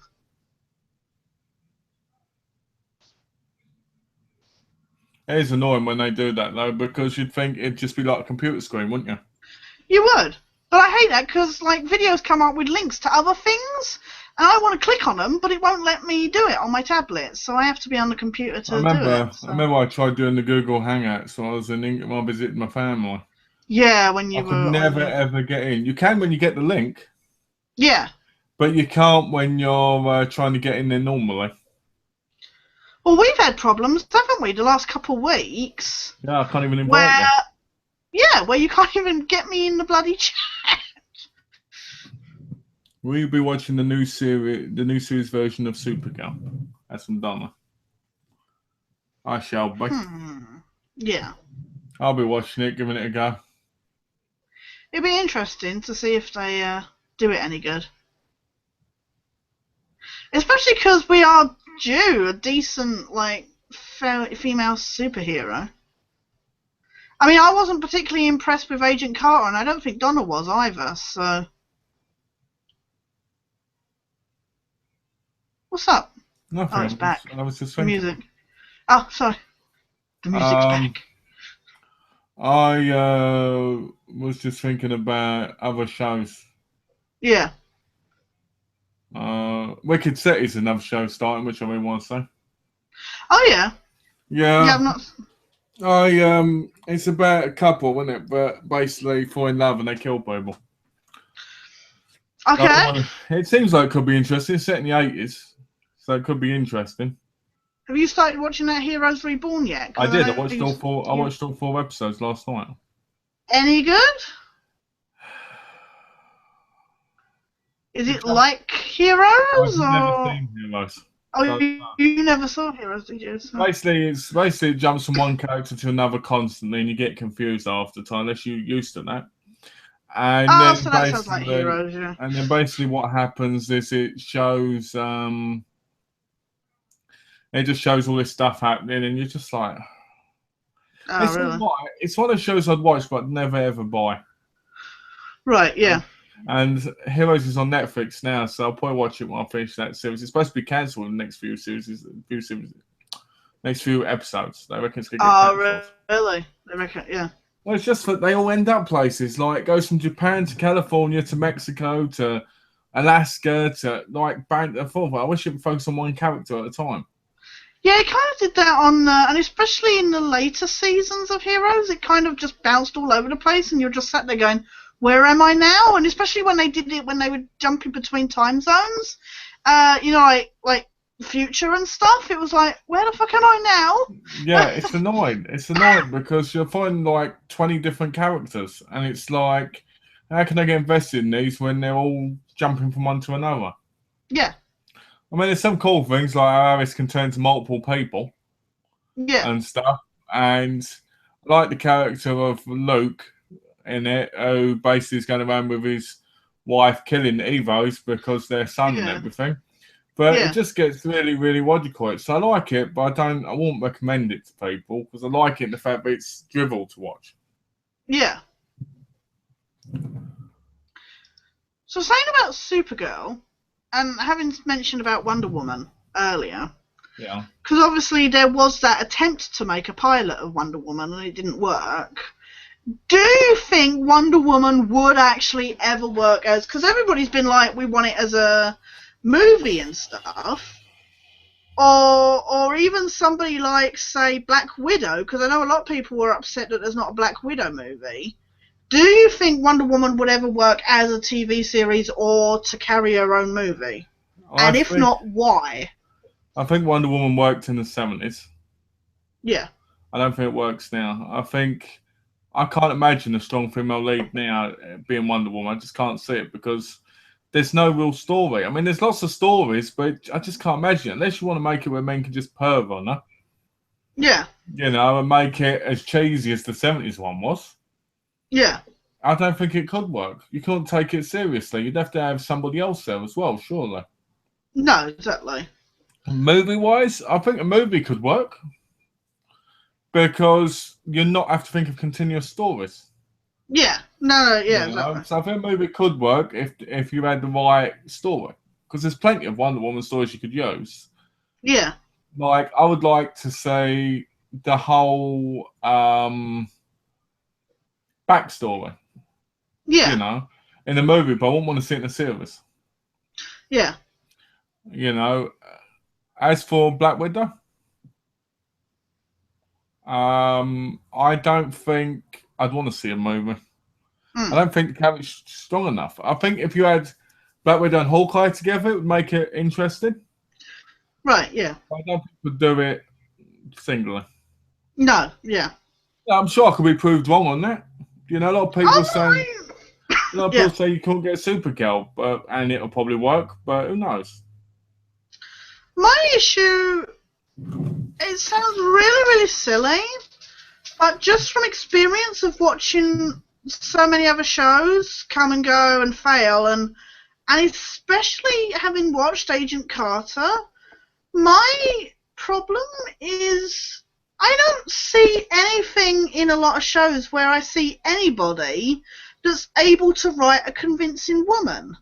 Yeah, that's the problem. And female writers don't seem. I think it's funny because I think you'd have to have a certain type of female writer in order to actually have a strong lead, you know? Yeah. Because women in shows or movies, they always give in to either having sex or being weak. Yeah. And the problem is, not all women are that way. So when they do that, it kind of sells the character short. Yeah, when they're supposedly powerful, they're over the top, and I just don't find a lot of like women genuinely believably written. Now I know something like Agent Carter was like the 40s, where it was like, you know, like inequality and stuff like that, but I just didn't feel like she was particularly well written either, and I don't know, it's just difficult because, I mean, I've heard that Supergirl's supposed to be worth checking out, but at the same time, I just I'm getting a bit down. Like you say, I think 70s Wonder Woman was a perfect time with women's lib and stuff like that happening. That there was that time where there were people like striving to write better female characters. But I feel like we certainly don't have that at the moment because, like you say, like we get these women in sitcoms and stuff where they're ridiculously over the top and they're either over-sexualized or they're over, like, damsel in distress. Let's be honest. We all know what all women think about. If we follow TV shows, all they think about is having sex with the hunky guy. Or shopping for shoes. Hard to get. Yeah, oh yeah, or definitely. Shopping. They've been cock teased. Right. Yeah. So basically, women don't really have brain cells when you watch TV shows. They act clever. They act like they've got it together, but no. And within one or two episodes, they got their legs open, and it's not something. It's not me being sexist. It's me stating how shows are. Yeah. No, completely. Shows are really, really pathetic because they always want strong male characters. Yeah. You know, the men have to look strong, but the women always have to be, below the man. Or they'll start off high. Yeah. And then before you know it, they're just like every other female character in a film or show. I mean, let's look at Arrow, for instance. Every female that's Stephen Amell's Arrow is around almost either kisses him or has sex with him. Yeah. All right? Do we really need to see that? No. Oh my god, it was so freaking yeah. I want to see a She-Hulk movie on TV or TV show. You know what? Epic. I'd love to see Hulk and see She-Hulk turn up and help him in a movie. Yeah, that would be epic. I'd love to see that because to me, She-Hulk is an awesome character, and it's one of those characters which is like dead now when you think about it. You never ever hear of it. No. You know, I'd love to see that. I think that's a great idea. Yeah, I think that's an awesome idea. It's a silly example, and I'm sorry to bring it up, but Gillian Anderson said that in the first couple of seasons of the X-Files, she was always told that Scully had to walk a couple steps behind Mulder. And she got to the point where she turned around and went, yeah, no, that's not happening ever again. We need to... And I think that's what's annoyed me about the box art for the Blu-rays, is that they did have an equal partnership, and yet even in just that picture, they've chosen to put Scully behind Mulder. And it's like, in the time we're in, you know, it's just like... And I think that is the thing, like you say, it's always like, oh, I mean, even watching something like, you know, like Criminal Minds, where it's a predominantly male group and you just have those couple women, And they're always getting in trouble and relying on the big, strong men. And don't get me wrong, they're kind of hunky guys. But that's not what I want. Yeah, but you can be hunky or non-hunky and still be doing the exact same thing. What Yeah, you're focusing is on the look of the characters. The problem with TV is women go all googly-eyed over the men and men stare at the women. And that's the problem with TV. That's the problem with movies. And that's why we have shitty stuff like it is. Right? You say now about the characters, NCI states the exact same theory. It extracts it perfectly. Not because I'm having a go or anything, because that's how people see shows now. If I go, oh, I'm going to watch this show, oh, look at that. Oh, she's in it. Like Chicago PD. The reason I watched Chicago PD to start off with was because there's Sophia Bush in it, because I thought she was hot in Montreal. That is how people think nowadays. It's not always about how great the show is. Oh, yeah. Well, that was the only reason why I tuned into Fringe, because it had Josh Jackson. Exactly. Game of Thrones. Most people watch it because they like the violence and the sex things and the nakedness. Yeah. Right? These are all reasons why people start off watching the shows, and this is a problem because what we should be focusing on is the actual meaning of everything in the shows instead of that. Well, that was why I was fortunate with something like Breaking Bad, because I only tuned into that because I knew Vince Gilligan from his work on the X-Files, and I knew he was a good writer. So I was fortunate with that side, but no, I completely agree with what draws us to other shows is, like you say, the cast or stuff like that. Or controversy. Donna said, thinking about what you said about female characters now, I say want to be a character in Emma. Because she wants to have sex with Stephen and Mel. Nice. Nice. And, you'd be badass in Arrow. And a question we've always asked multiple times. We'll be watching season 10 of Supernatural. Yes, because we've clearly given the impression, like, for the, 600 times we've been asked before, that we're going to watch it. I mean, you have the whole... You're still waiting for season 2 to watch, aren't you? Yes. And I ain't even started. And you haven't even started, so... So that means, obviously, that means no. That would be a no. Aquarius ends this week, I think. Let's have a quick look. Sebastian's done anything. He has... Okay, let's have a look. Oh shit!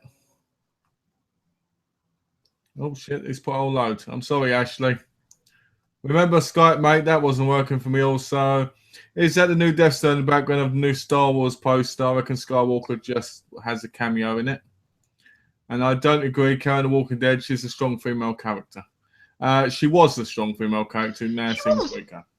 But what I'm saying is the last couple of episodes, she's been really, really weak. The Blu-ray set for the Exiles looks interesting. I think they were going to... Oh. Didn't think they were going to do it. Is it even out yet? No, it comes out in December. We've been talking about this for like 2 weeks straight. It's on Amazon, so if you look on Amazon right now, you'll see. Yeah. Amazon's your best deal at the moment. That's my advice. That's my advice to you. Look on Amazon and you'll see. Yeah. It always amazes me when people say they like stuff and they're never up to date on it. No, I like the fact is I didn't think they were going to do it, and we've been talking about we've been talking about this for like a year, haven't we? I said when you first mentioned them reviving the show, I said if the revival goes ahead, there will be a Blu-ray set. Yeah. And I said that, and you said I hope there is at the time.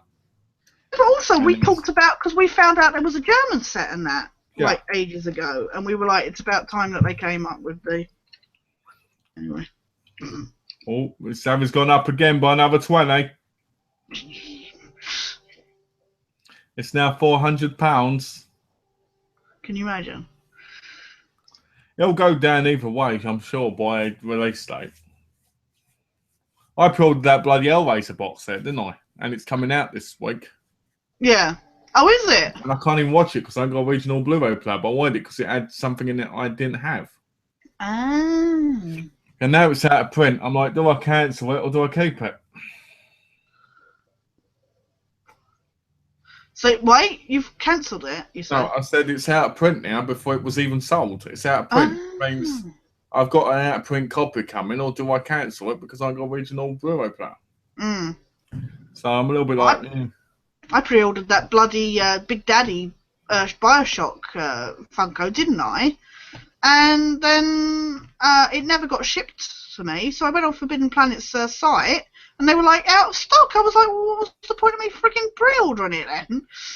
I hate that. I remember pre-ordering day before release on some things in the past, and they'd go, we haven't got any more, and you can't get any more because you didn't pre-order it quick enough. Yeah.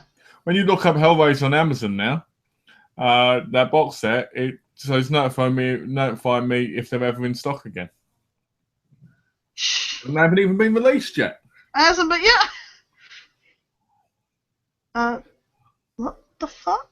Sorry. Well, No, I got some notification from Amazon saying they can't do an order due to payment problems, and I don't think I've got any orders due, so I don't know what they're going on about. payment problems? Yeah, it's like, there's not enough money on your account. I was like, okay, but I don't think I've got an order due, so I don't know what they're going on about. Yeah, sorry.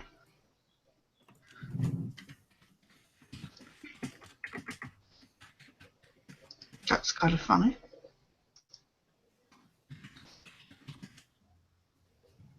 I don't like that when you pre-order stuff and then they turn around and go, oh, you can't have it because actually we're out of stock. It's like, well, why don't you order enough in to cover your pre-orders? Yeah. Well, I agree with you. You know? It annoys me. It annoys me when they do that because it's like they're, you know, I mean, what was the problem with it? The payment details. Yeah. Weird. I don't even know what they're trying to take the payment for. Oh dear. What? Oh, for fuck's sake. Sorry. So what are you watching at the moment? Because I know you've been watching a lot of shows and that. Well, I'll tell you. Hold on. Let me tell you. I can tell you from looking at Facebook. You're right. Sorry. I put my TV show bit, so let me have a look on there.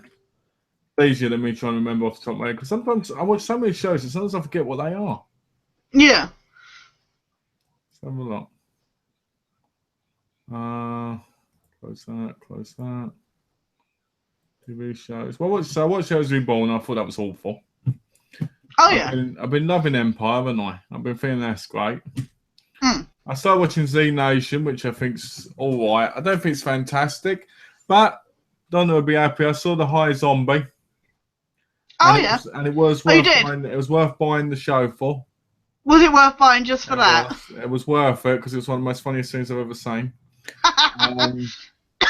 Yeah, I told Donna that you were getting into it, and I said he hasn't got to the High Baby yet, but it's a very cheap show, like most sci-fi shows. You know, the Sci-Fi Channel shows.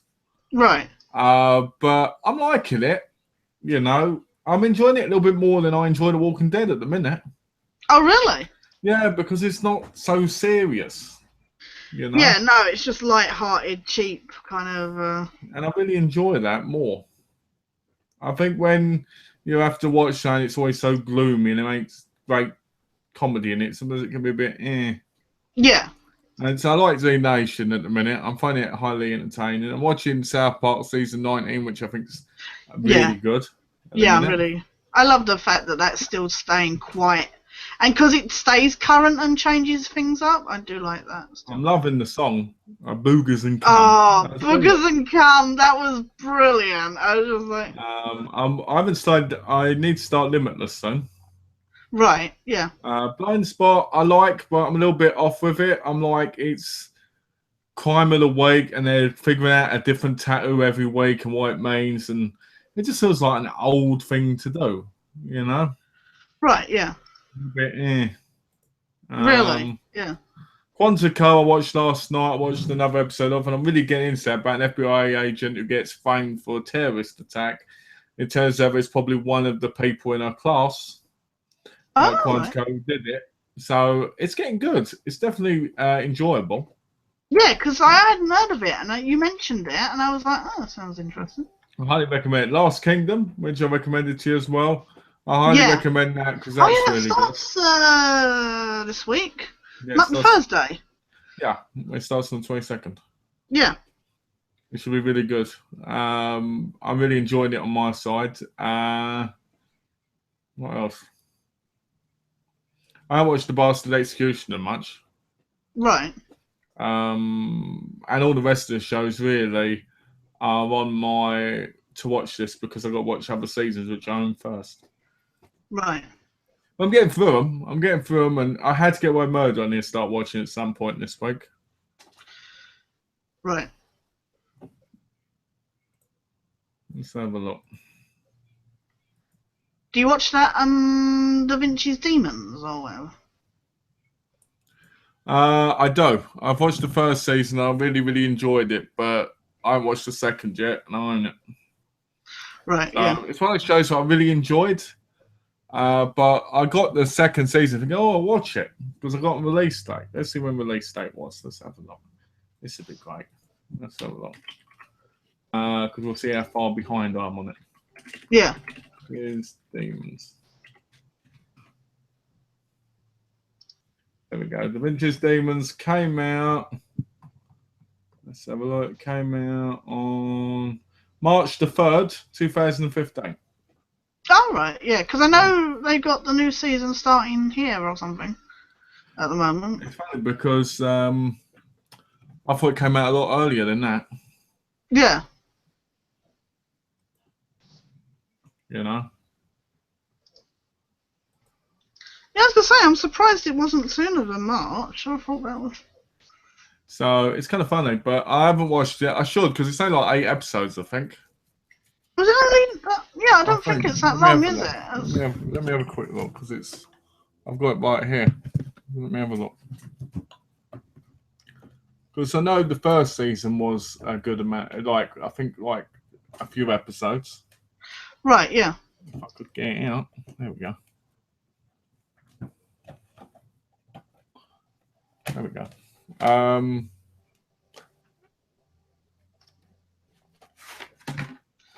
It's 10 episodes. So obviously the first season was probably 10. So I heard that this season was bad though because I went to Africa or something and it looking for something. It just didn't seem the same. But I don't know that. Sorry, we mispronounced. The baby doesn't get high. The baby is a psycho zombie. Because it's a vampire. Because it's a zombie that gets high. Right. Oh, okay. I know because I watched the episode the other day. That's all. That's what Donna put. So I was like, because I'm not like clear on the. Because we kept referring it to the high baby, didn't we? So.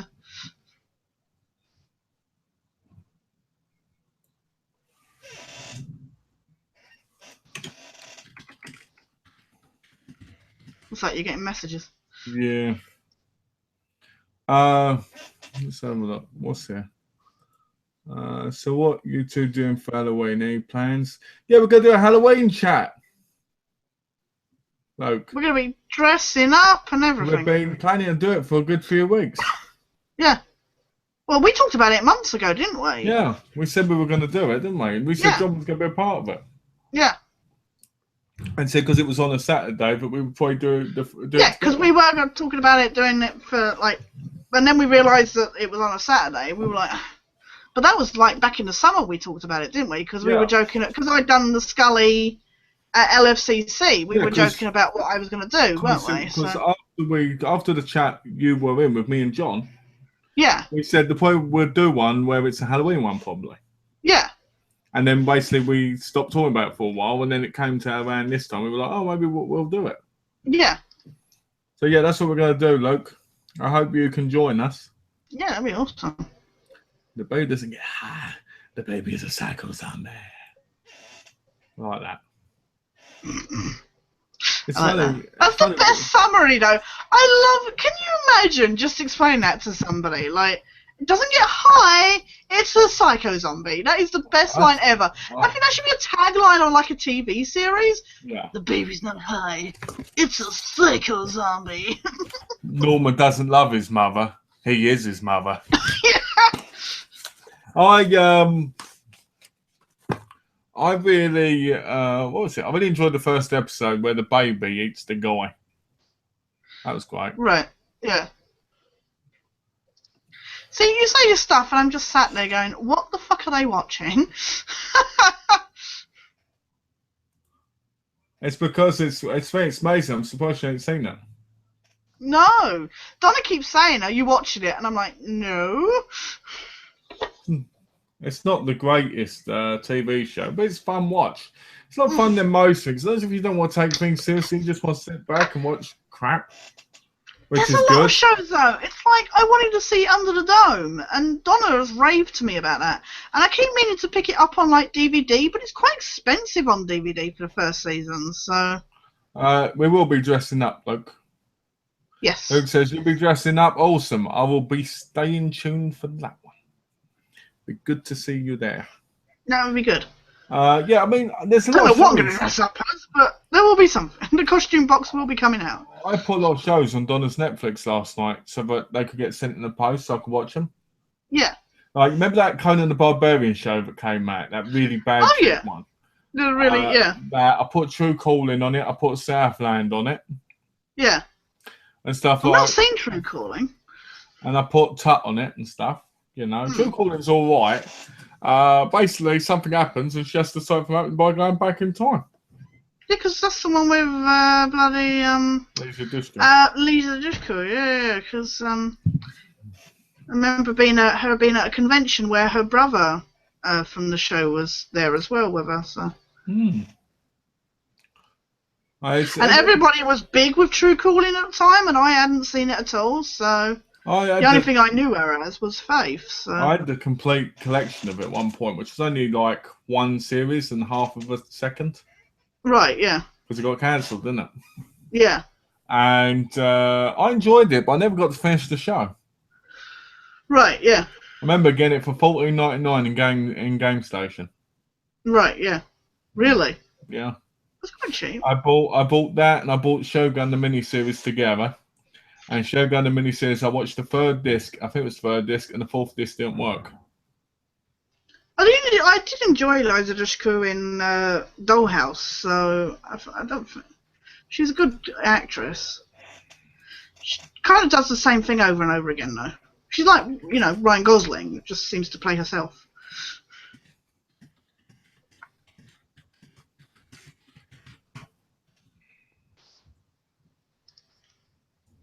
Yeah, she does. She does. I mean, I see her Dollhouse and stuff, and I'm like, she's never going to hit big in TV. No. I don't think she will anyway, because she doesn't seem to have the luck. I mean, she's been in like 3 shows, and she's been in like 2 where she's been really the big main character, and yeah, it's never seemed to work. Yeah, she's like, I mean, because you joked about bloody what's her face out of Arrow, one who plays Laurel. Katie Cassidy. Katie Cassidy, like what the shit she's been in, kind of thing. I would love to, I'd love to stick a shovel right up that girl's ass. Right, and then I'd love to smack her head down on the pavement over and over and over again. Right? And then throw her in with the alligators. Right? And watch her munch her to bits. Right? And then if Gaz was watching, I'd love to send them to him in the post just because he loves her. Just because he loves her so much, yeah. You just go, Just because of that. Yeah. Because that would make me feel good. Because I hate that actress. She's ugly. She's horrible. She's got no talent. And you know what else she's got? She's absolutely so nothing. Yeah. I hate her. I'd rather make out with Stephen Amell than any of the female cast in that show. And that says something. She's like a classic, your classic bimbo kind of thing. It's just like. Let me check YouTube, see if there's any comments. I don't know, there's nothing been coming up on my end, but. Okay. If you've checked and there's nothing there, then. Oh, I'm not. I mean, there's been times where stuff's come up on your end because I keep getting that fucking. Comments have been disabled, and then it takes a moment, and then they come up, kind of thing. So. Yeah, I know. I was just checking, but if you're checking, then it's okay. I just checked, but there's none on my end. But I just don't like her. I watched her in When a Stranger Calls. I watched her in, I think it was Black Xmas. All right, yeah. I watched her in something else. She's just awful. Mm. Awful. I want them to kill her off. Why couldn't Stephen Amell's character, Oliver Queen, why couldn't he be in love with Tommy instead of her? I know. I'd have been so happy with We that. want him and Diggle to have a bromance, ultimate bromance. It's like, Can you imagine that? Oh, Oliver. Oh, Dagos! That'd be so weird. can you dig it? Yeah. Oh, Ollie. Ollie! You know, and then you get Felicity walking in going, I've said this before. The whole Felicity thing came out of nowhere, and then they're being all gooey-eyed over each other. It's just like, oh, really? favourite film from each of the following?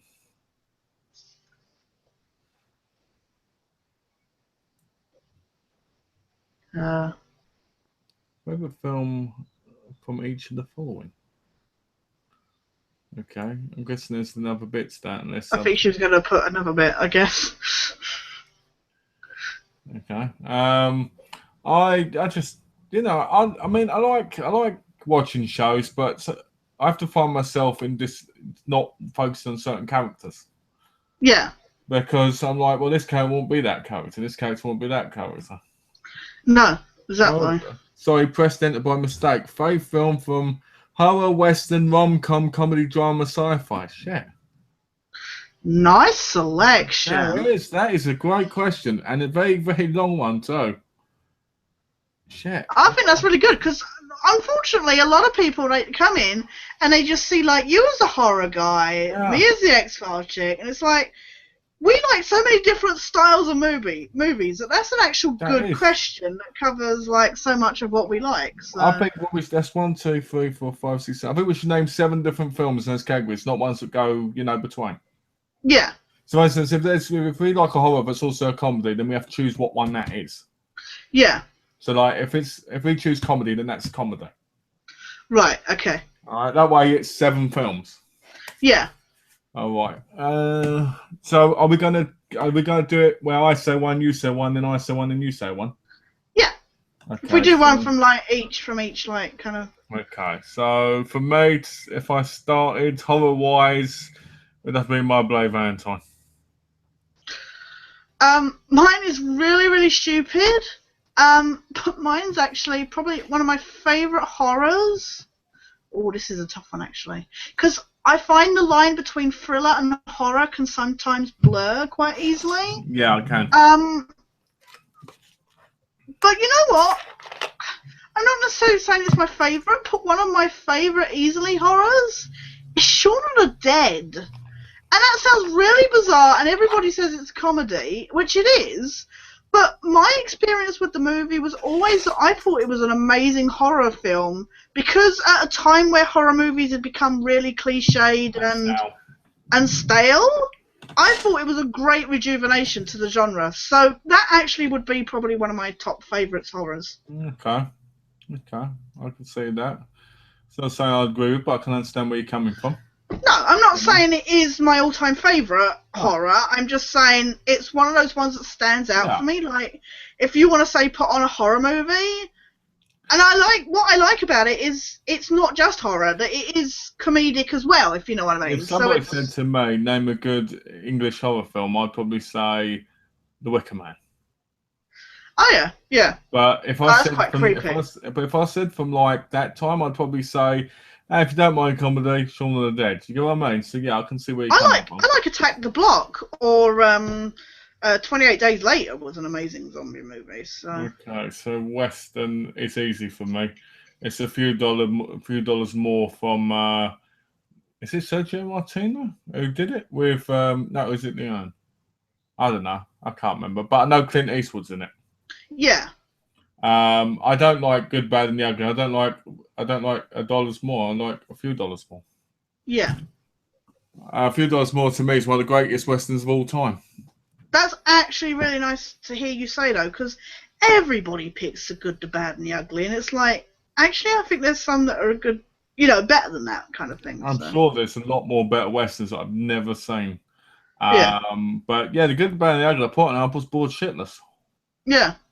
you know. But a few dollars more, I like the tune in it. I like the music. I like the score. I like the acting. I like Angel Eyes. I like his face. I like how they actually look like they would kill you and stuff. You know, I like the realisticness of it. And I like the relationship between Lee Van Cleef and Clint Eastwood in it. Yeah. It's a brilliant movie. I don't watch it enough. I just love it. Yeah. Awesome. Mine would be actually a bit of a toss-up between three, but I think my favourite Western, it's gonna, again, like the horror, is probably going to be like a bit of an oddball answer, but mine would be Wagons East with John Candy. Okay. It was his last movie. I love the acting in it. It's a lovely, heartwarming story. Like I say, it's John Candy's last movie. I was a big John Candy fan, so it's nice to see him at the end of his, still being good kind of thing. Yeah. It's got a lot of heart. It's got some amazing, lovely, beautiful set pieces from a movie made, beginning of the 90s kind of thing. Like I say, I could have said easily True Grit is my favourite John Wayne one. And like I still stand by the fact that Tom Horn, which was one of Steve McQueen's last movies, is amazing. Again, somebody who was on their deathbed, that still made a classic movie. Yeah. But I would have to say Wagons East, because it's just one of those movies. I remember seeing it on TV and then getting it on VHS, and it just was one of those ones that stuck out in my head. Talking about John Candy, did you about the series of Uncle Buck coming on the TV? Yeah, I know we've mentioned. Yeah, I'm not happy about that. Did you notice? And this ain't a racing thing, but you notice it was a black comedian. Oh, really? Yeah. I think I heard that, but I'm not clear It's not on our racism. It's about the fact that John Candy was a big white guy. You know what I mean? Yeah, exactly. So it's kind of changed it up a bit. I've never seen it, and I haven't seen it yet. Yeah. It just kind of put me off a bit. Yeah. Because I was. I heard about it. 'Cause I think Luke or somebody mentioned it, didn't they, in the comments on one week? I would have thought they'd have gone with a big guy again, because of people to like the movie. But oh well, whatever. Rom-com. That's a hard one for me because I've watched loads of rom-coms, but there's some that just won't count as rom-coms. Yeah. Let's say rom-com.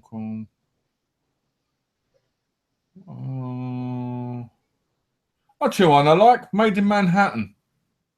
Oh yeah, that was a good one with Bradley Whitford and yeah. Not Made in Manhattan. No, that's a different one I'm thinking of. Sorry. That's the one with Ralph Fiennes and Jennifer Lopez. Yeah, sorry. I love Made in Manhattan. I don't know why. I just love that film. Yeah. It's got so much heart to it. It's even got Bob Hoskins in it. Yeah. It's a good film. Yeah. Ooh, favorite rom-com. See, any suggestion I always make is going to be like the out of nowhere one.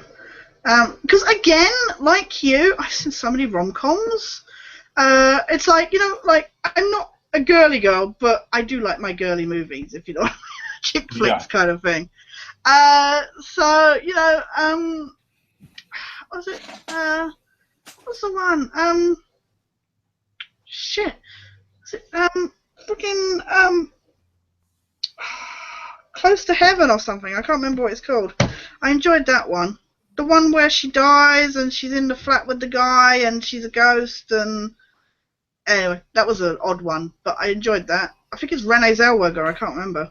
I loved Connie and Carla, which is a really good one, by the woman who did My Big Fat Greek Wedding. Yeah. It's got Toni Collette in. I really enjoyed that one. It's got David Duchovny in. Yeah, that was a good rom-com. I like that one. Well, don't put Made in Manhattan. It's an awesome, good choice. Nice. Yeah, I mean, Made in Manhattan was good. I did like Made in Manhattan. That film always makes me cry. Yeah. How sad is that? I'm a sucker for rom-coms that make me cry. I just sit there. What do you call? Here you go. Okay, so what would your final choice be? I would say Connie and Carla, I think, for rom-com. Okay. Yeah. Again, I've seen so many. What's up? I'm plagued with fucking comments on Facebook popping up. Okay, comedy. Ooh. Can I say Henry Portrait of a Serial Killer? I know it's not really classified as comedy, but you chose Shaun of the Dead, I guess. Oh, yeah, exactly, yeah. I do If love it makes you laugh, then... I have to agree, though. I have to agree with Lost Veg. I have to agree with Luke. He said Polkis. Polkis is one of those classic films, which is incredible. I love that film. Yeah. It's a hard one for me because there's so many comedies I could say. Ghost Town with Ricky Gervais is awesome. Oh, I've not seen that one yet. It's brilliant. I love it. Yeah. Oh, it's going to be a hard one. Even the original Mr. Bean film was great. Oh, yeah, yeah. I think I'll go with...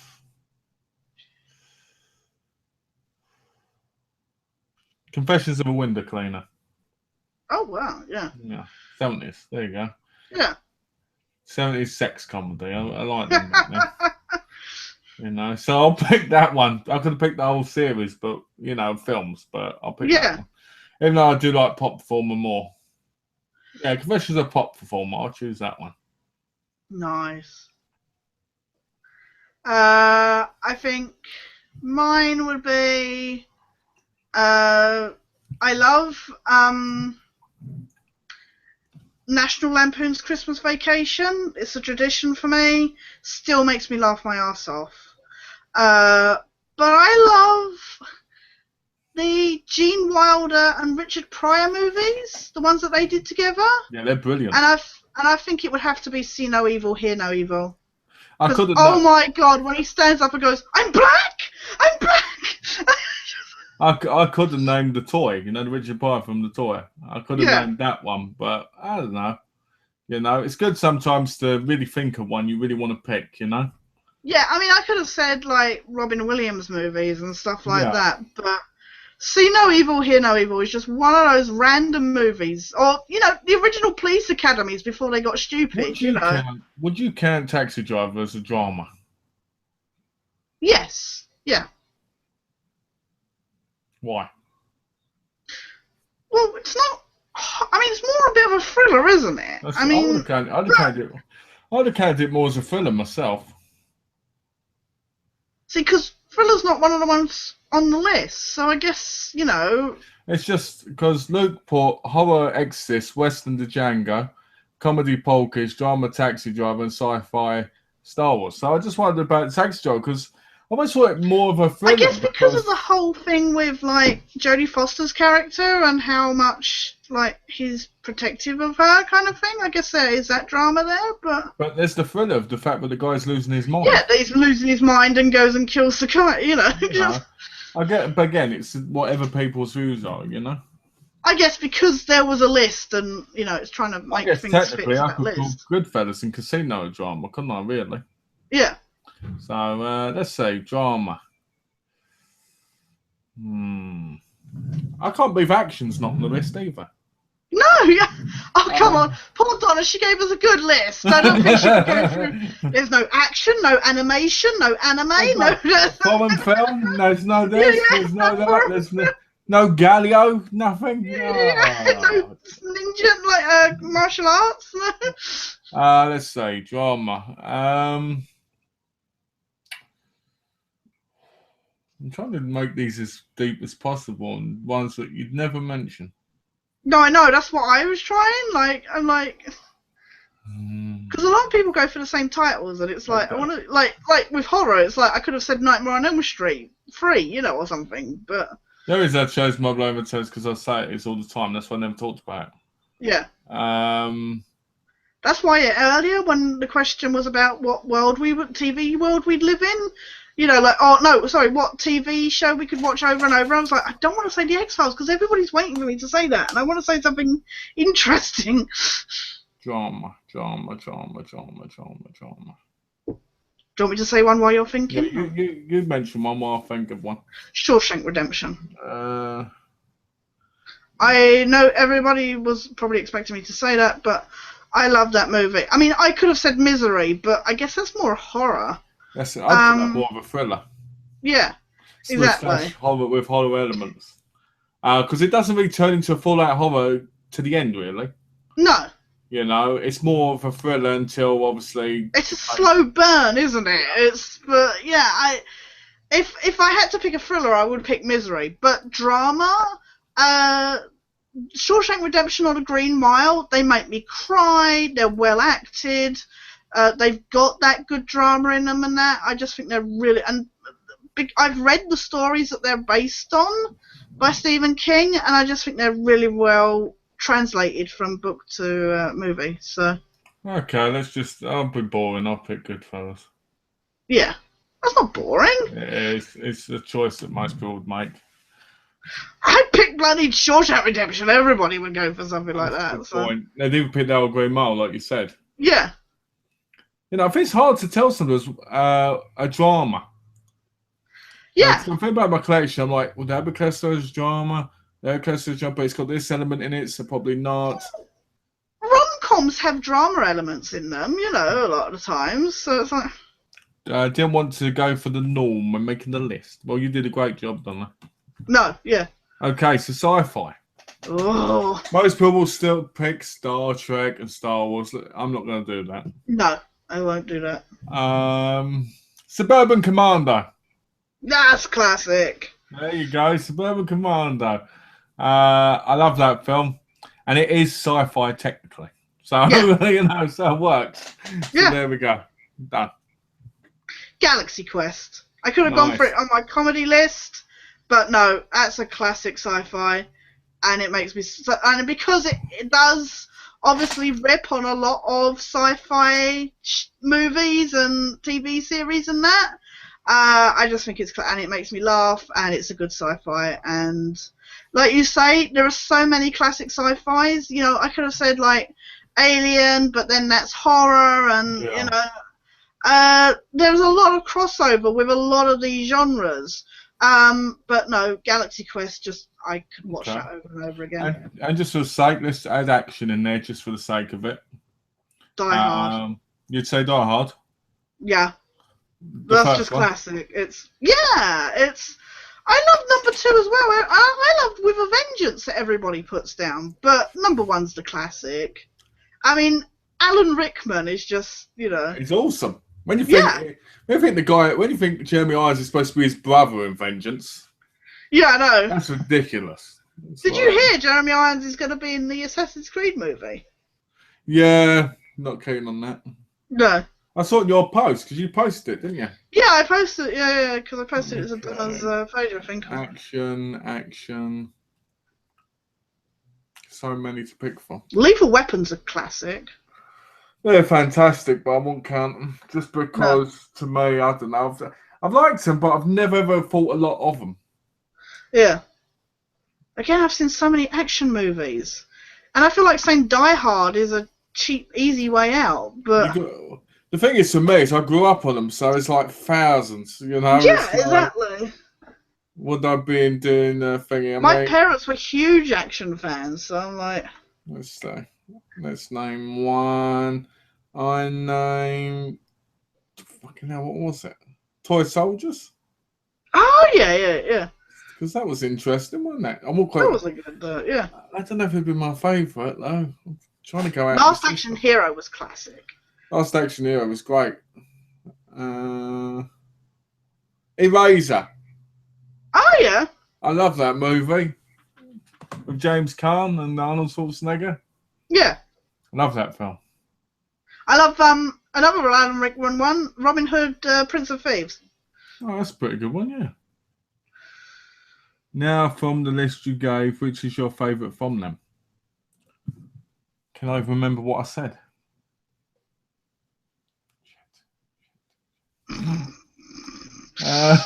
Wow, Donna's coming out with the punches tonight. Okay. I'll take my Blade Valentine off this because that's my number one favourite film. Oh, is it? Yeah. Well, the second, actually. So I'll take that off the list completely. Right. Otherwise, it'll be a complete and utter boom, you know? Yeah. Let's say, it's between a few dollars more and Goodfellas. If I had to name between those two, because they're both beautiful, incredible films in their own right. I'd have to probably say a few dollars more because I think it has the edge, because there's something more beautiful in the cinematography, because obviously it's a completely different setting. Yeah. And the fact that I think Clint Eastwood and Lee Van Cleef have a lot more star power than Ray Liotta, Joe Pesci, and Robert De Niro together. There's something more classy about those two actors. Do you know what I mean? Yeah. It'd be like if I said about Charles Bronson. Charles Bronson, to me, had it all. Had it all, yeah. So, yeah, I'd probably choose a few dollars more. Right. I will do the same with cutting off Shawshank Redemption off my list, because that is, I've always said that's in like my top list of movies. I think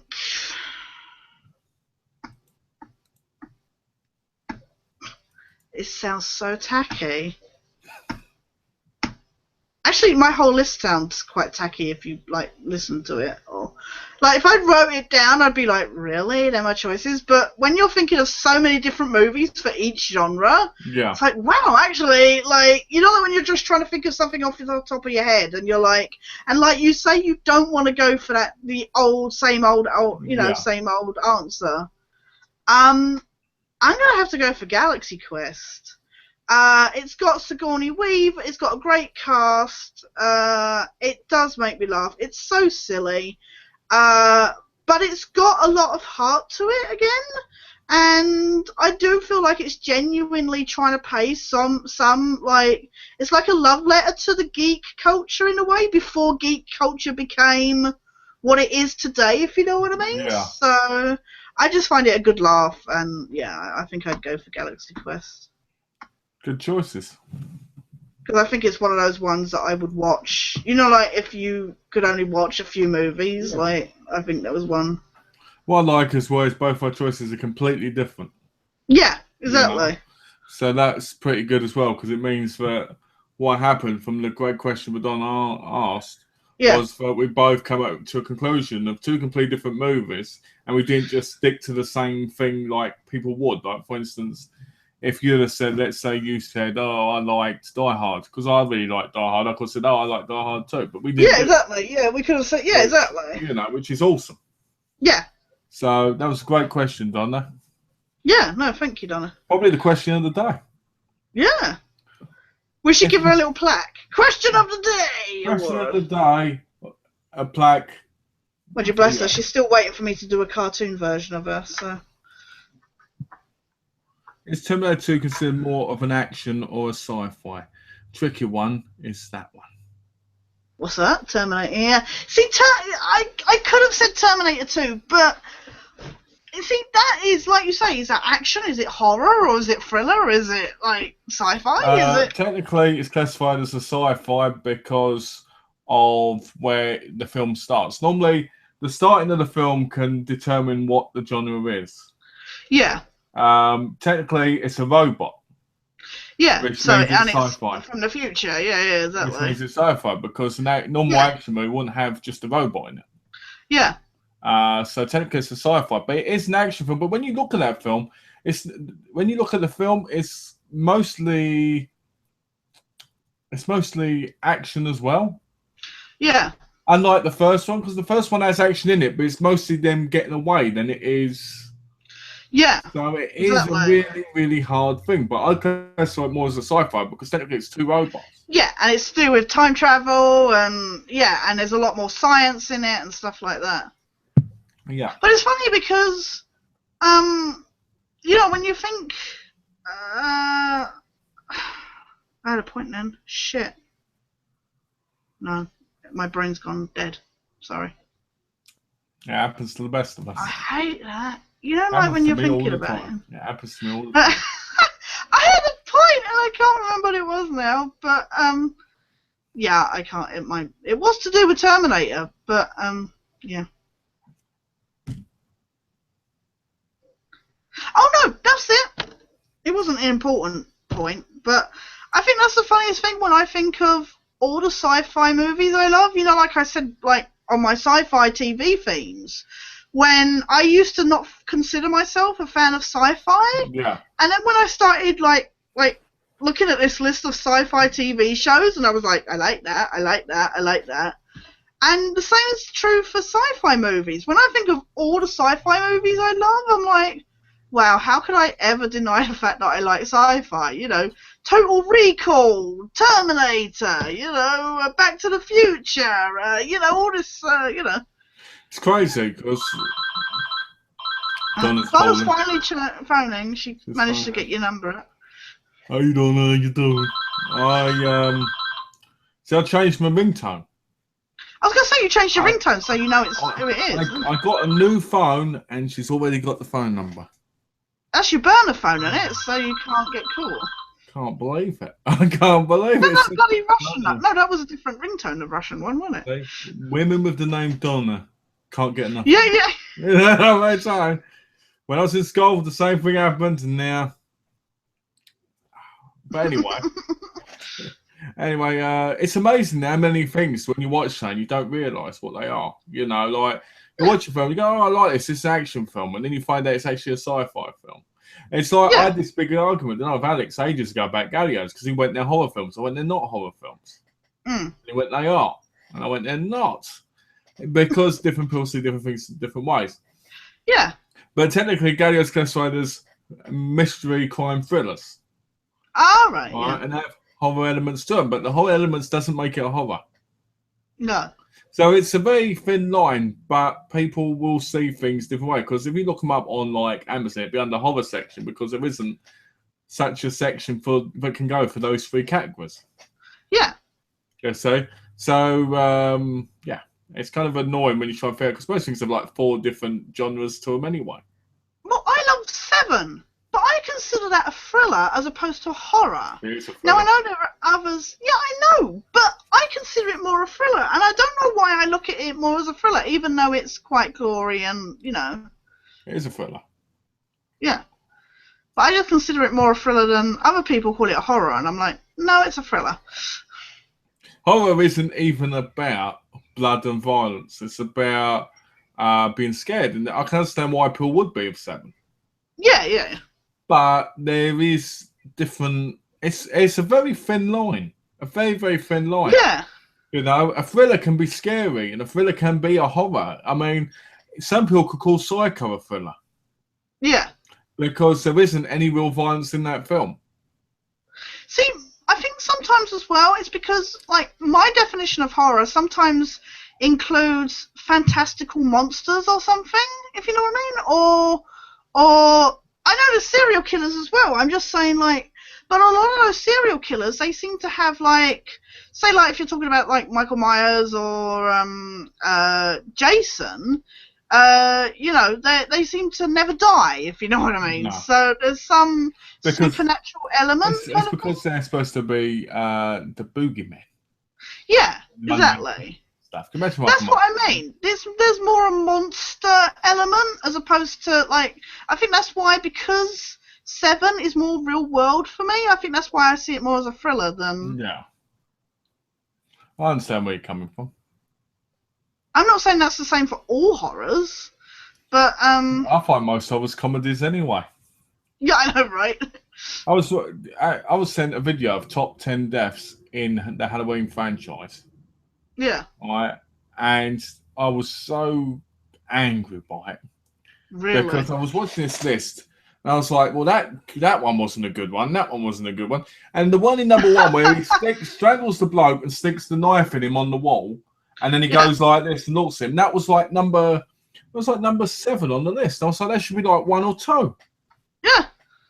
Because there's something more creepy about that kill than just stabbing someone in the head.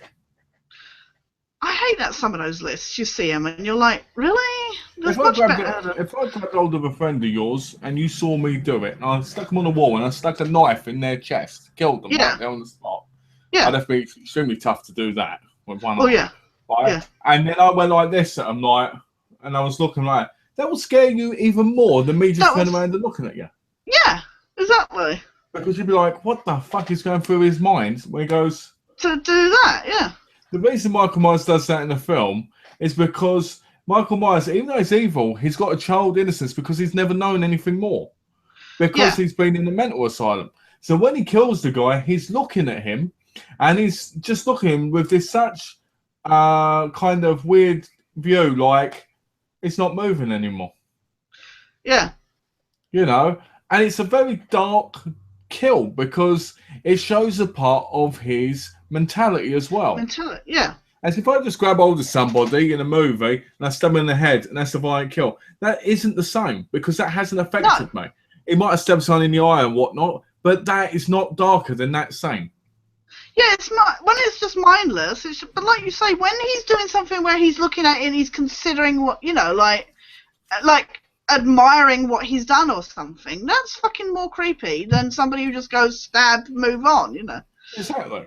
There's a lot more dark. People always forget about the slower, darker scenes because they're too busy focusing on the gory ones. That's why I like psychological thrillers more than something that just goes bam, bam, bam, bam, bam, bam, kind of thing. Yeah. Yeah. Because it messes with your head, and I like stuff that, that's why I like a lot of those kind of slow burn things usually. Yeah. Well, the thing with the original Halloween is it didn't cost much to make. Yeah. And it was very, very limit on blood and stuff. But when you watch the film, there's a lot more to it than the other ones. Yeah. It is a masterpiece in its own right in ways. Yeah. But it's a lot of the things in my view are taken from Psycho as well. Right, yeah. And people will say, why? But it just is. You can just say. There's things in it that you can see are from Psycho as well. Yeah. If you watch them back to back. Yeah.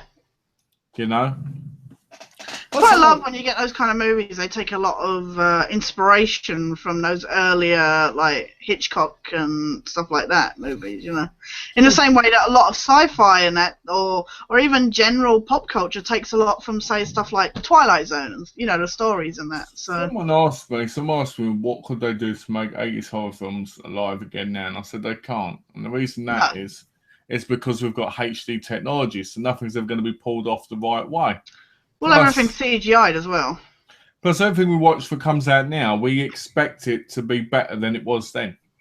Yeah, exactly. So it does thing it. I want to see that. I want to see a live action version of the Black Devil doll because that's an awesome film. Yeah. Where this doll goes around, right? Yeah. And it gets with all these big women, right? And she goes, "What's up, Bubba?" And he goes, "I want some fried chicken with my mate." And he throws like this. He throws his hair dryer into the bathtub. She's in and kills her. Nice. Then he shoots Poe at the door to try and get through it. It's just awesome. If that was a live action film, because there's just the doll and then it's real pill, but if they had the action real thing, that'd be hysterical. I hate fucking walking, talking dolls. Seriously, it creep the shit out of me. I love it because he's like, because she's like, "You killed my friends," at the end. He goes, "I'm gonna kill you too," and all this. He's just awesome. He's got this hat on and everything. It's just amazing. Okay, so I need a quick movie history lesson. Because I know you'll know the answer to this, and everybody will be sat there going, "Oh my god, really?" But I've never seen the Friday the 13th movies. Okay. Now, I know the mother is the killer in the first one. You spoil it for everybody. Yeah.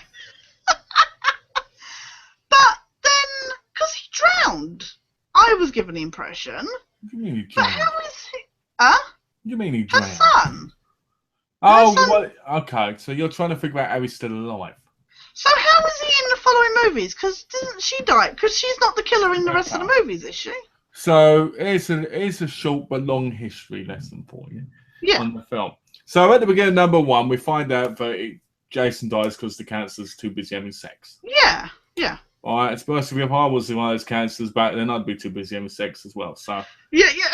all right, and then we find out that two of them get killed, don't they? Yeah.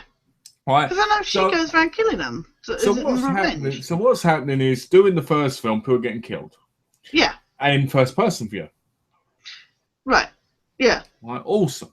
So cut all the way to the end. Right. We find out that it's the mother. Yeah. And to be fair, I actually think she makes a better killer than fucking Jason Voorhees did, just because she's got that demented look on her face, like a mother that's lost her son. Just like, the clips I've seen, like that reveal at the end where she's like absolutely batshit crazy. It's like, that's scary. But they reckon for all along, because it's really hard, because when you watch the films, there's a lot of things that say she was looking after him, even though she wasn't, because she wouldn't have been looking after him if he was dead. Yeah. So she would have been crazy, because Jason Voorhees had what's the word? What's the right word? He had disabilities. Right. Because if you look at the character, he's got disabilities like in his face and stuff, and I don't know how you'd explain. There's probably a right term for, deformity, kind of. Deformity, but I don't want to say it in a horrible way. Do you get what I mean? Don't say it, yeah. So, he had disabilities. So he was probably, I always thought he was maybe a little bit more of a simpler child at the time. That might have been why he was drowned. Why he drowned in. Right, yeah. But when she dies, because her head goes flying off, doesn't it? Yeah. They reckon that that's what brought him back. From the thing. So what? She was like a sacrifice. So he's brought back from the grave. He was actually buried. It's in the water. Oh, he's in the water. He's in the water, and the girl was on the boat, and he goes, what? Oh, so he just randomly. And she screams, and then it turns out that apparently never happened. Right. And then at the beginning of number 2, you see a guy killing the woman. Yeah. Right. And he's a full-grown adult. Right. Yeah, because he died when he was like a kid. So how is he now all of a sudden this like adult? That's what I don't get. So going to number 2 is this full-grown adult now, right? Yeah. And this kid, he's wearing a potato sack with an eye hatch, going like this, ha ha ha. Right? I always loved that. I always thought the sack was better than the mask. And the girl runs away, and there's the mother's head with like a woolly jumper. Okay. But he sits down and worships. Okay. Right? She puts on that jumper thing, and he sees his mother, which every boy in every movie villain, I think, when you think about it, has mother issues. Yeah. And he thinks she's her, and she pats him in the face. She goes to kill him, and obviously he finds out.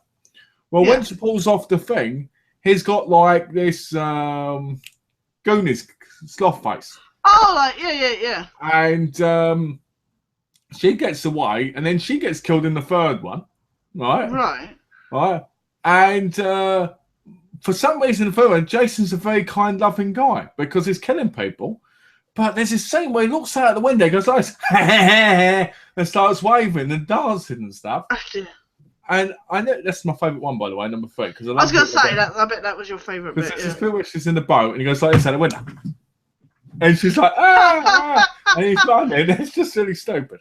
Plus, he cuts the guy's arm off.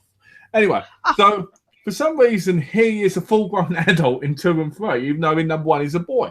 And the girl grows. The girl. It could have been that much later, because the woman. I can't remember if it says like 10 years later or whatever, right? But in number, I think is it number 5? Yeah, number 4, he gets killed. Yeah. He gets a knife through his head by Corey Feldman. Right? Yeah. Who plays Tommy. It kills him completely, gets buried. Right, yeah. Number 5, he comes back, but it's not him. It's another guy who's gone crazy, right? Killing people. Oh, okay. Yeah. In number 6, Tommy goes to the grave to finish him off. Even though he's dead, puts this thing in him, and it brings him back to life and makes him a zombie. Right? Then he goes through all the rest of the films killing people with these sex scenes going on until he gets taken until part 9. Right? Where in part 9, his kidney is getting eaten by people and taking them over. Right? Right. Yeah. Then at the end of that film, he's taken away by Freddy Krueger's hand. Right? Because I'm going to take, because I'm going to put Freddy versus Jason. But before that happened, we got Jason X. Right? Yeah. Which had a very futuristic Jason, which makes no sense because because wasn't it like Jason in Space or something? Yeah, Jason in Space, because in it, he's got his body, he's walking away, it gets killed and frozen, it becomes this metal version of himself. Right. Now, what I want to know is, does Jason X come before or after Freddy versus Jason if Freddy Krueger's glove is in number 9? Yeah. Because technically, Freddy Krueger is talking to him in the dream world and brings him back. What was released? Yeah, so you would think that X would come after... Freddy Krueger versus Jason came out, I think, in 2003, and I think Jason X came out in 2001. I think. Right. I could be wrong. I've got the whole... Chronologically, yeah. Let's have a look. I've got the whole collection over here. Let's have a look. There was just always the fact that I was aware that his mum did the killing in the first movie as, like, revenge for the death of her son. And yet I couldn't understand, because obviously I knew Jason Voorhees was, like, the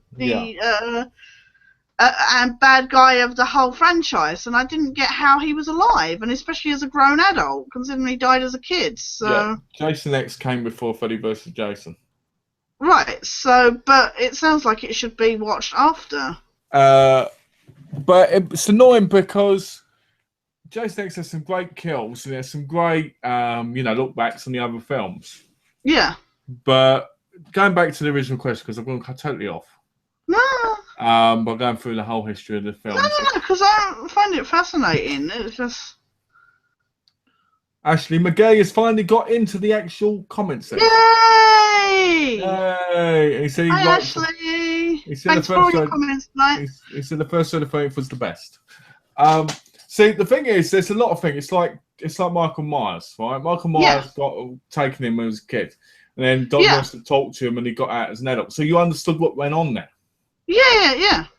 With Jason Voorhees, on the other hand, you don't, because number one, he was a kid, and he comes out of the water. Number two, he's an adult. So how did he survive? Yeah, that's what I mean. Like you say, like Halloween and Freddy and that, they all have this backstory and that you understand. But I just never got, especially as somebody who's never sat through like all the movies. Because if he became, I don't get it. Because if he became a zombie in number 6, right, he couldn't have been immortal in the rest of it, then, could they? No. Because he wouldn't have died in the first place. No, exactly. So it's a bit... And why would his mum go batshit crazy if he was never dead anyway? I can't remember what happens in the remake in 2009. Right. And don't ever watch that one. Really? Bad. Oh, Ashley might know it then. But never watched the remakes, because I remember watching it with JPA just thinking this shit. Yeah. But because that was the one with Jared. Yeah. I'm sure on Wikipedia somebody's written up there the reason why he's older. But how did he take care of himself when he was in the camp, like in the forest? Yeah. Did he kill birds and eat them and get rabies and shit? I never get where his mask explodes. One of the later ones, it explodes. He's got no nose, and his face is like... Yeah. And he's what is the deal with the hockey mask? Was it something from... The hockey mask gets picked up in one of the films. I think it's picked up in number 3. Right. And then obviously picks it up again later on after he gets brought back to life. But I think it's just supposed to be like, like one of those trademarks of the character. It's one of those, yeah. Like Michael Myers had the William Shatner face. Hey, Jason Voorhees has the hockey mask. Yeah. And Freddy Krueger has the glove, doesn't he? Yeah. So I think that's what it was more about. I think that's just more, nothing like, Because Friday the 13th originally wasn't going to get made. Was it not? No, originally it wasn't going to get made because they thought that it was just been another one of those crappy horror movies that was going to happen. And then they went with it and they gave it a really, really low budget. And it worked. And then they raised the budget up more and more. And they were basically the original Paranormal Activities, the cheap budget but made they were exactly. The whole nasty the video nasties and that. It got so good that they'd have Jason Voorhees on talk shows at one point. And they'd just be sitting there, just be sat there, dripping off him. And like Arsenal Hall, which is actually on YouTube, when I ask questions, he'd just be like this. Because you want to see his face, the head would just go. Yeah, because you might, and he'd just start laughing. It was great, But when you think that hasn't got that now, but yeah, nobody really knows. It's probably in comics or something, but these things are not really real. Do you know what I mean? Yeah, no, exactly. How did we lose likes on the chat? Did you lose likes?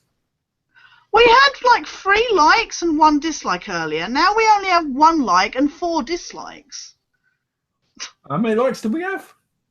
We had like 3 likes earlier and 1 dislike, and now we've got 1 like and 4 dislikes. So 2 people disliked us after watching. Yeah, decided to change their Oh, Donna, why did you dislike us, Donna? Yes, Donna. Yeah. I know you're. No, I'm sorry. That was a weird question. It's just something that's always bugged me, and I'm just like. If I'd have watched the films more lately, I might have had a better answer. Yeah, no. I don't remember. I'm glad you asked it. Yeah. But it's not one of those. It's not one of those things I remember them actually doing. And to be honest with you, if it's not shown in the movie, I don't agree with the explanations. Yeah. Because how would a little boy fend for himself in the wild? Yeah. No, exactly. I mean, I know it's happened, but yeah, no. But how? If everybody thought he was drowned, like I don't know. They never found the body, did they? No. So what? He just pretended to drown and like creeped out. He drowned, but they reckon some false brought him back, I guess. Oh, dear. I think because they reckon he witnessed the death of his mother, and it brought him back. But how could that happen? If you're at the bottom of the sea and your mother's like, yeah, at the top, how you gonna know? No, exactly. It's horror bullshit. That's what it is. It's horror. Yeah, exactly. It's like how to come, like she was. They had to make more, like you say. It was they didn't think the first one was going to get made, and then they had to come up with something for the sequels, I guess. So. It's ridiculous. The problem is, as they get more and more sequels, they change things. Yeah. I think the character of Tommy changed, I think, like 2 or 3 times. Because Corey Feldman was the original. There's this great bit where Jason Voorhees just throws a dead body through the window. Right, yeah. All right. And it makes it go, ah! And then he walks straight through the door. And you're just like, yeah. Okay, yeah. Jason Voorhees is a lot more... At a point, it's a lot more violent than Michael Myers is. What I mean by that is he's more like, I'm here, I'm getting you, as Michael Myers is more like, when you see me, then you see me. Yeah. Do you get what I mean? Yeah. What's this? Ashley says, the new Friday the 13th game looks good. Check out the trailer, Malcolm and Tash. I've seen the trailer. They make Didn't you? Yeah, because you said you'd seen the trailer, didn't you? I said about the Kickstarter, didn't I? I said about how you could donate. And get a $40. If for $40 you could get a digital code for it. Yeah. Which I was tempted to do. Was you? Yeah. But then I was like, if it's coming out in the shops, I'll just buy it and I can trade it in when I finish with it. Are you contributing to the Kickstarter, Ashley? Just curious. That'd be interesting if it was, and if so, how much do you think you'll contribute? Yeah, how much? What goodies do you get? For 15 grand, yeah. It'd be in the game as a camp counsellor. Yeah. For 15 grand. Are they making because they were talking about making another sleepaway camp, weren't they? Are they doing that? It's a reunion one, isn't it? Ah. The last 3 were shit. Because I know it's one of your things, isn't it? Your favourite movies. I've seen All But Lone Survivor, and those 5 was just like 10 minutes of recording, and the rest is like, archive footage from the last films. Yeah. That's why I rushed out to watch it, Yeah. But I would like to see another one. I like seeing more horror movies. But it has to be decent. I remember watching the final chapter of Saw and finding that extremely disappointing. I can't believe they're making another one. That's ridiculous. I can't believe you're going to watch it. No, I haven't even seen like 6 and 7 yet. So. What's that? Malcolm, you can kick Jason ass. LOL. I will do. So you don't play as Jason Voorhees, you go against Jason Voorhees. Well, that's boring, isn't it? I know, right? If you're going, the thing is you got to wonder: is it going to be one of those games where you go out the wrong door, you get killed or something? Because I honestly can't see how they can make a horror game like that properly. They should do like the that game. What's it? The one that PewDiePie did? Is it Babysitter Bloodbath or something? Where you go around as the killer. It's like an 8-bit style indie game at PC. Michael Myers in it. It's got Michael Myers in it. Yeah, yeah. I have that on the computer. Oh, have you? It looks good. It looks like fun. It's all right. It's basic, you know. It's basic, right. Yeah, but it looks fun for you know. The first 4 SA films are the best. Oh, Sleepaway. I don't know. First 4 Sleepaway. There's 1, 2, 3, and then what's the 4th one? I wasn't sure if you meant Saw, but missed off the. You might have meant Saw. Missed off the W. I just said Sleepaway because it was SA. Yeah. But then there would have been a C, wouldn't there, for Sleepaway Camp? Yeah. Well, the first 4 Saw films are all right, but they're all torture porn, really. Yeah. I thought the first one was amazing. Second one was just pure torture porn, and I still can't watch that scene with the funny frigging pit of needles. I never forget. Number 1, while we were at that pit, when he goes, game over. Yeah. I used to say that to my mum constantly. As I went out the door to leave, I'd go, game over. And she'd be like, shut up. Because I always said to her, that is a full-on thriller. That is a proper thriller. A horror thriller. Because it's such a... That, to me, that was a masterpiece, that one. But then they changed it with the others, and it just wrecked the whole series. Yeah. That's the thing. Like, especially, like, that first... I know I've told this story before, but... I hadn't even heard of the movie before, and the fact that I found it at the DVD store that I used to go to pick up all my DVDs, they loved me when I went in. I'd always buy like 25 at a time or something. But yeah, I'd go in and I'd just go looking through stuff, and this Saw was laying there, and it was like the foot is on the cover, isn't it? It's just the foot, and I was like, oh, what's this? You know, and I'm looking, and I was like, oh, it's got Carrie Elwes in. Oh, let's have a nosy at this. And it was cheap, and I picked it up, and it was in my bundle of stuff that I got. And I remember watching it the first time, and I was like, this is amazing. It had good twists in it. It was a good story.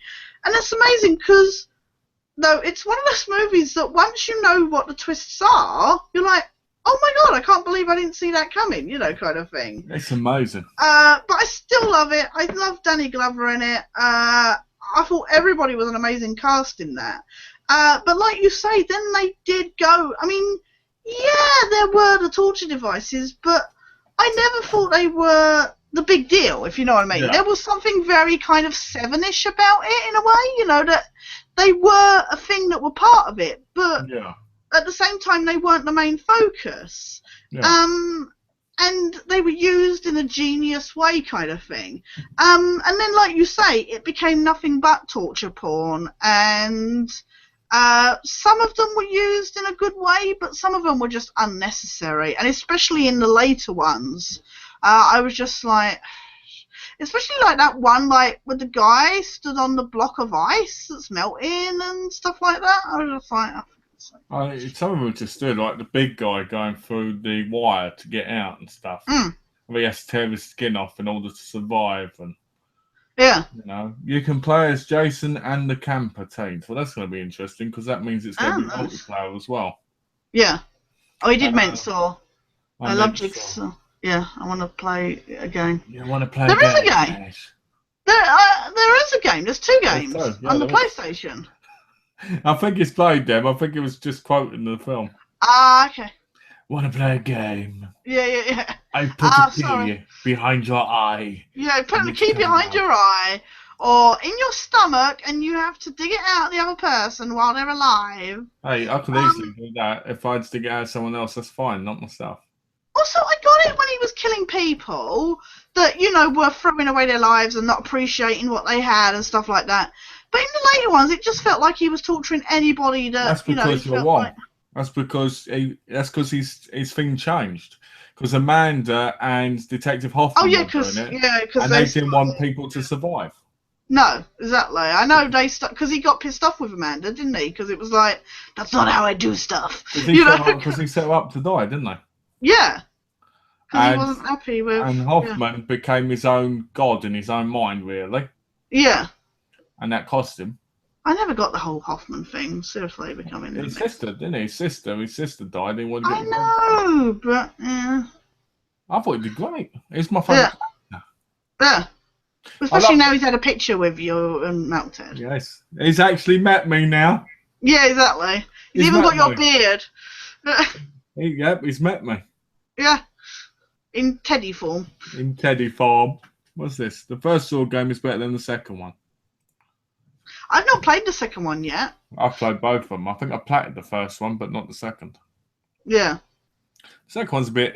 So the first one was like one of the first games I ever platted. So. I used to love messing it up. Somebody went. Oh yeah, exactly. I love that. It's brilliant.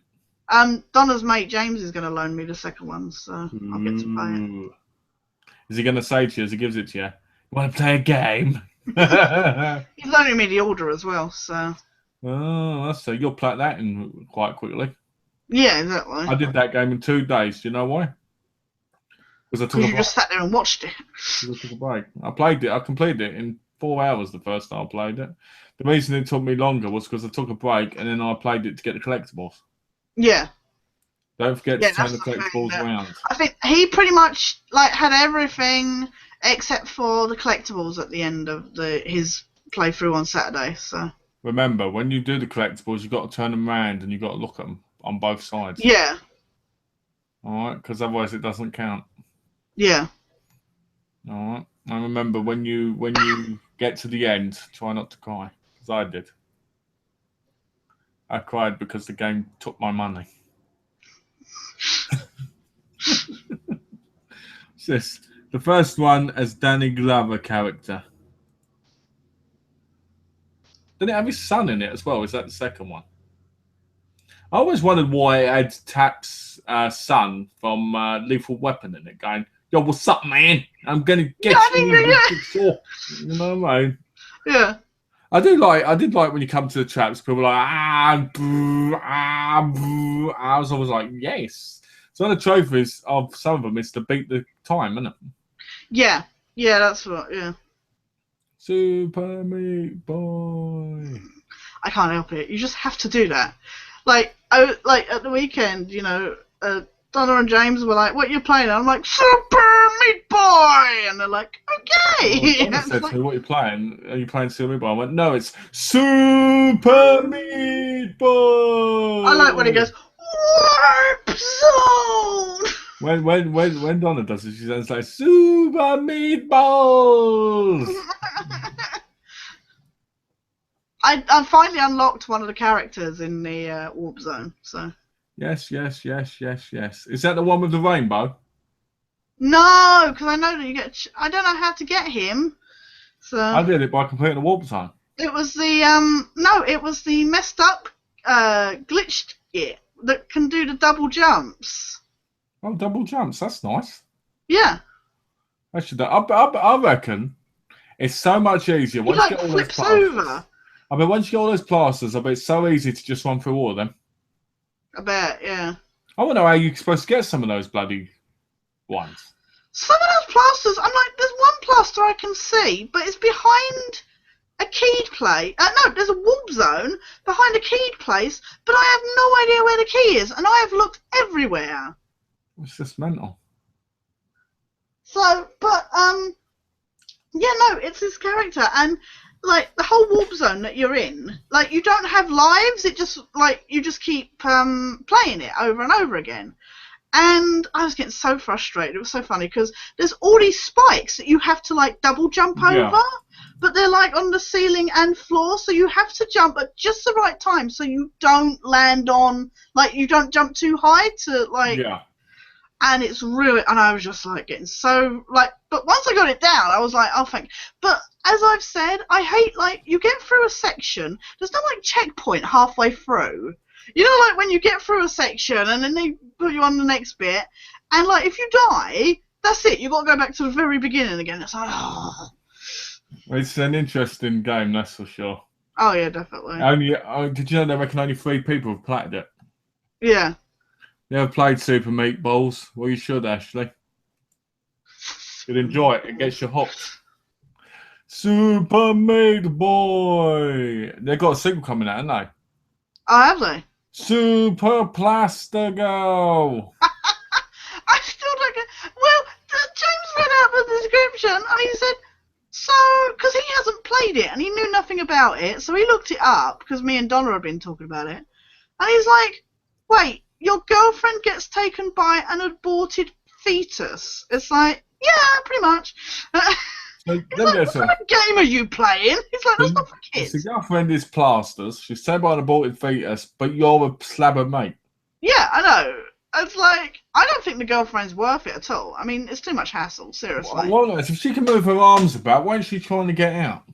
I know, right? I do like that bit, though, at the end, you know. Sorry, but our bandage girl is in another castle. I'll tell you, that game, the worst part of that game isn't the worst part of that game is not completing it. It's the trying to get the A+ on every single level, then doing it all without dying. But the key to not dying, I've found, is either going really fast, yeah, or going extremely slow and taking your time. Taking your time, yeah. You know, I've only got 2 trophies in the game. I'm going to get the rest eventually. Still can't. Still need the. I'm having problems with the salt factory at the moment, so. That's the easiest one.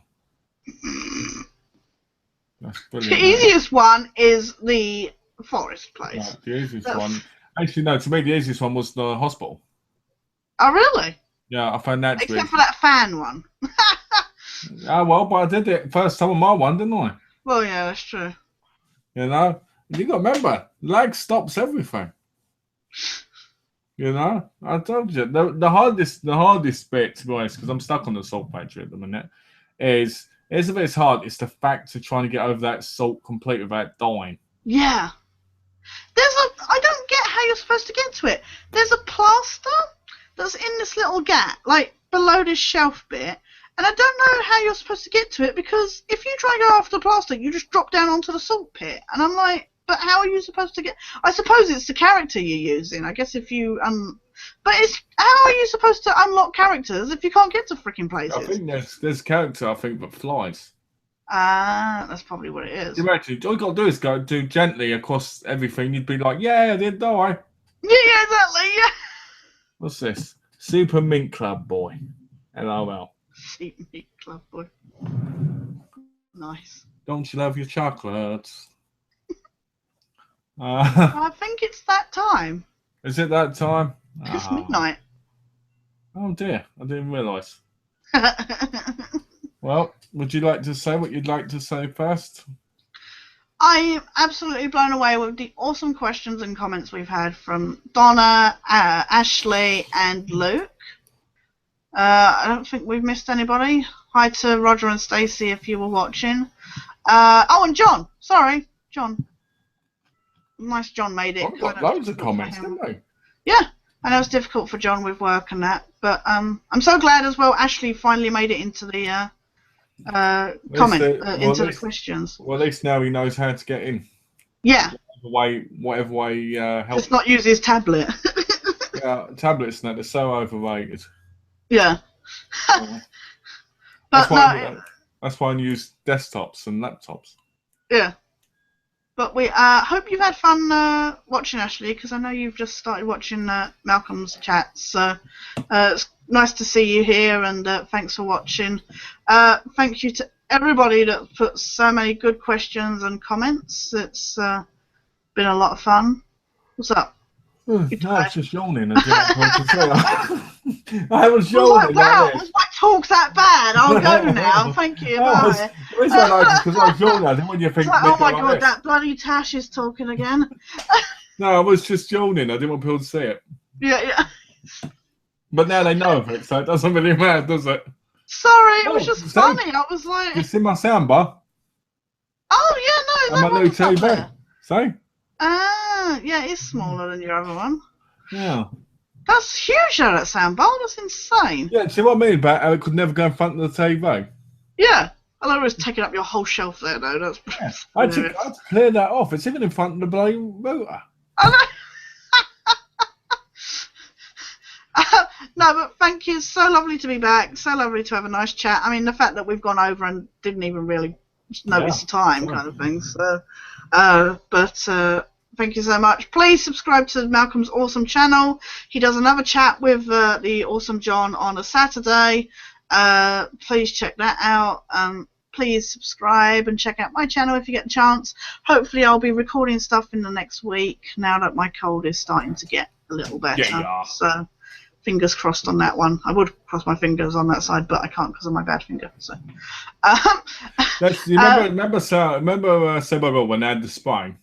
Yeah. We're going to do the finger. Yeah, we're going to do the finger. I genuinely cannot cross those fingers because it's swollen. You just crossed it. I didn't. I did that. No, it's crossed. That's not crossed. That's crossed. Oh, okay, I see. Anyway, so no, please subscribe to Malcolm's channel. Please subscribe to mine. My finger's bent backwards, so I can't do it. I struggle. Right. Ew. Well, actually says cheers, Malcolm and Tash. And hope everybody has a good week. Stay warm, especially in the UK. It's cold. It's cold over here. It's actually raining over here all the time. Oh, really? Oh, jeez. I miss the UK. I miss England. I'm sure it misses you. I'm sure it does. You know, sometimes I think about home and I'm just like, simpler times. But then you snuggle up with your wife and you're like, happy, happy, happy. And I look at my wife and I feel like streaking down the road while crying. Yeah. But anyway, that's a joke in case people didn't realise. I know. Yeah, I'd like for everybody for joining us. All the usual people. Don. Usual suspects. John. Luke and John went to bed with the trousers on. Yeah, okay.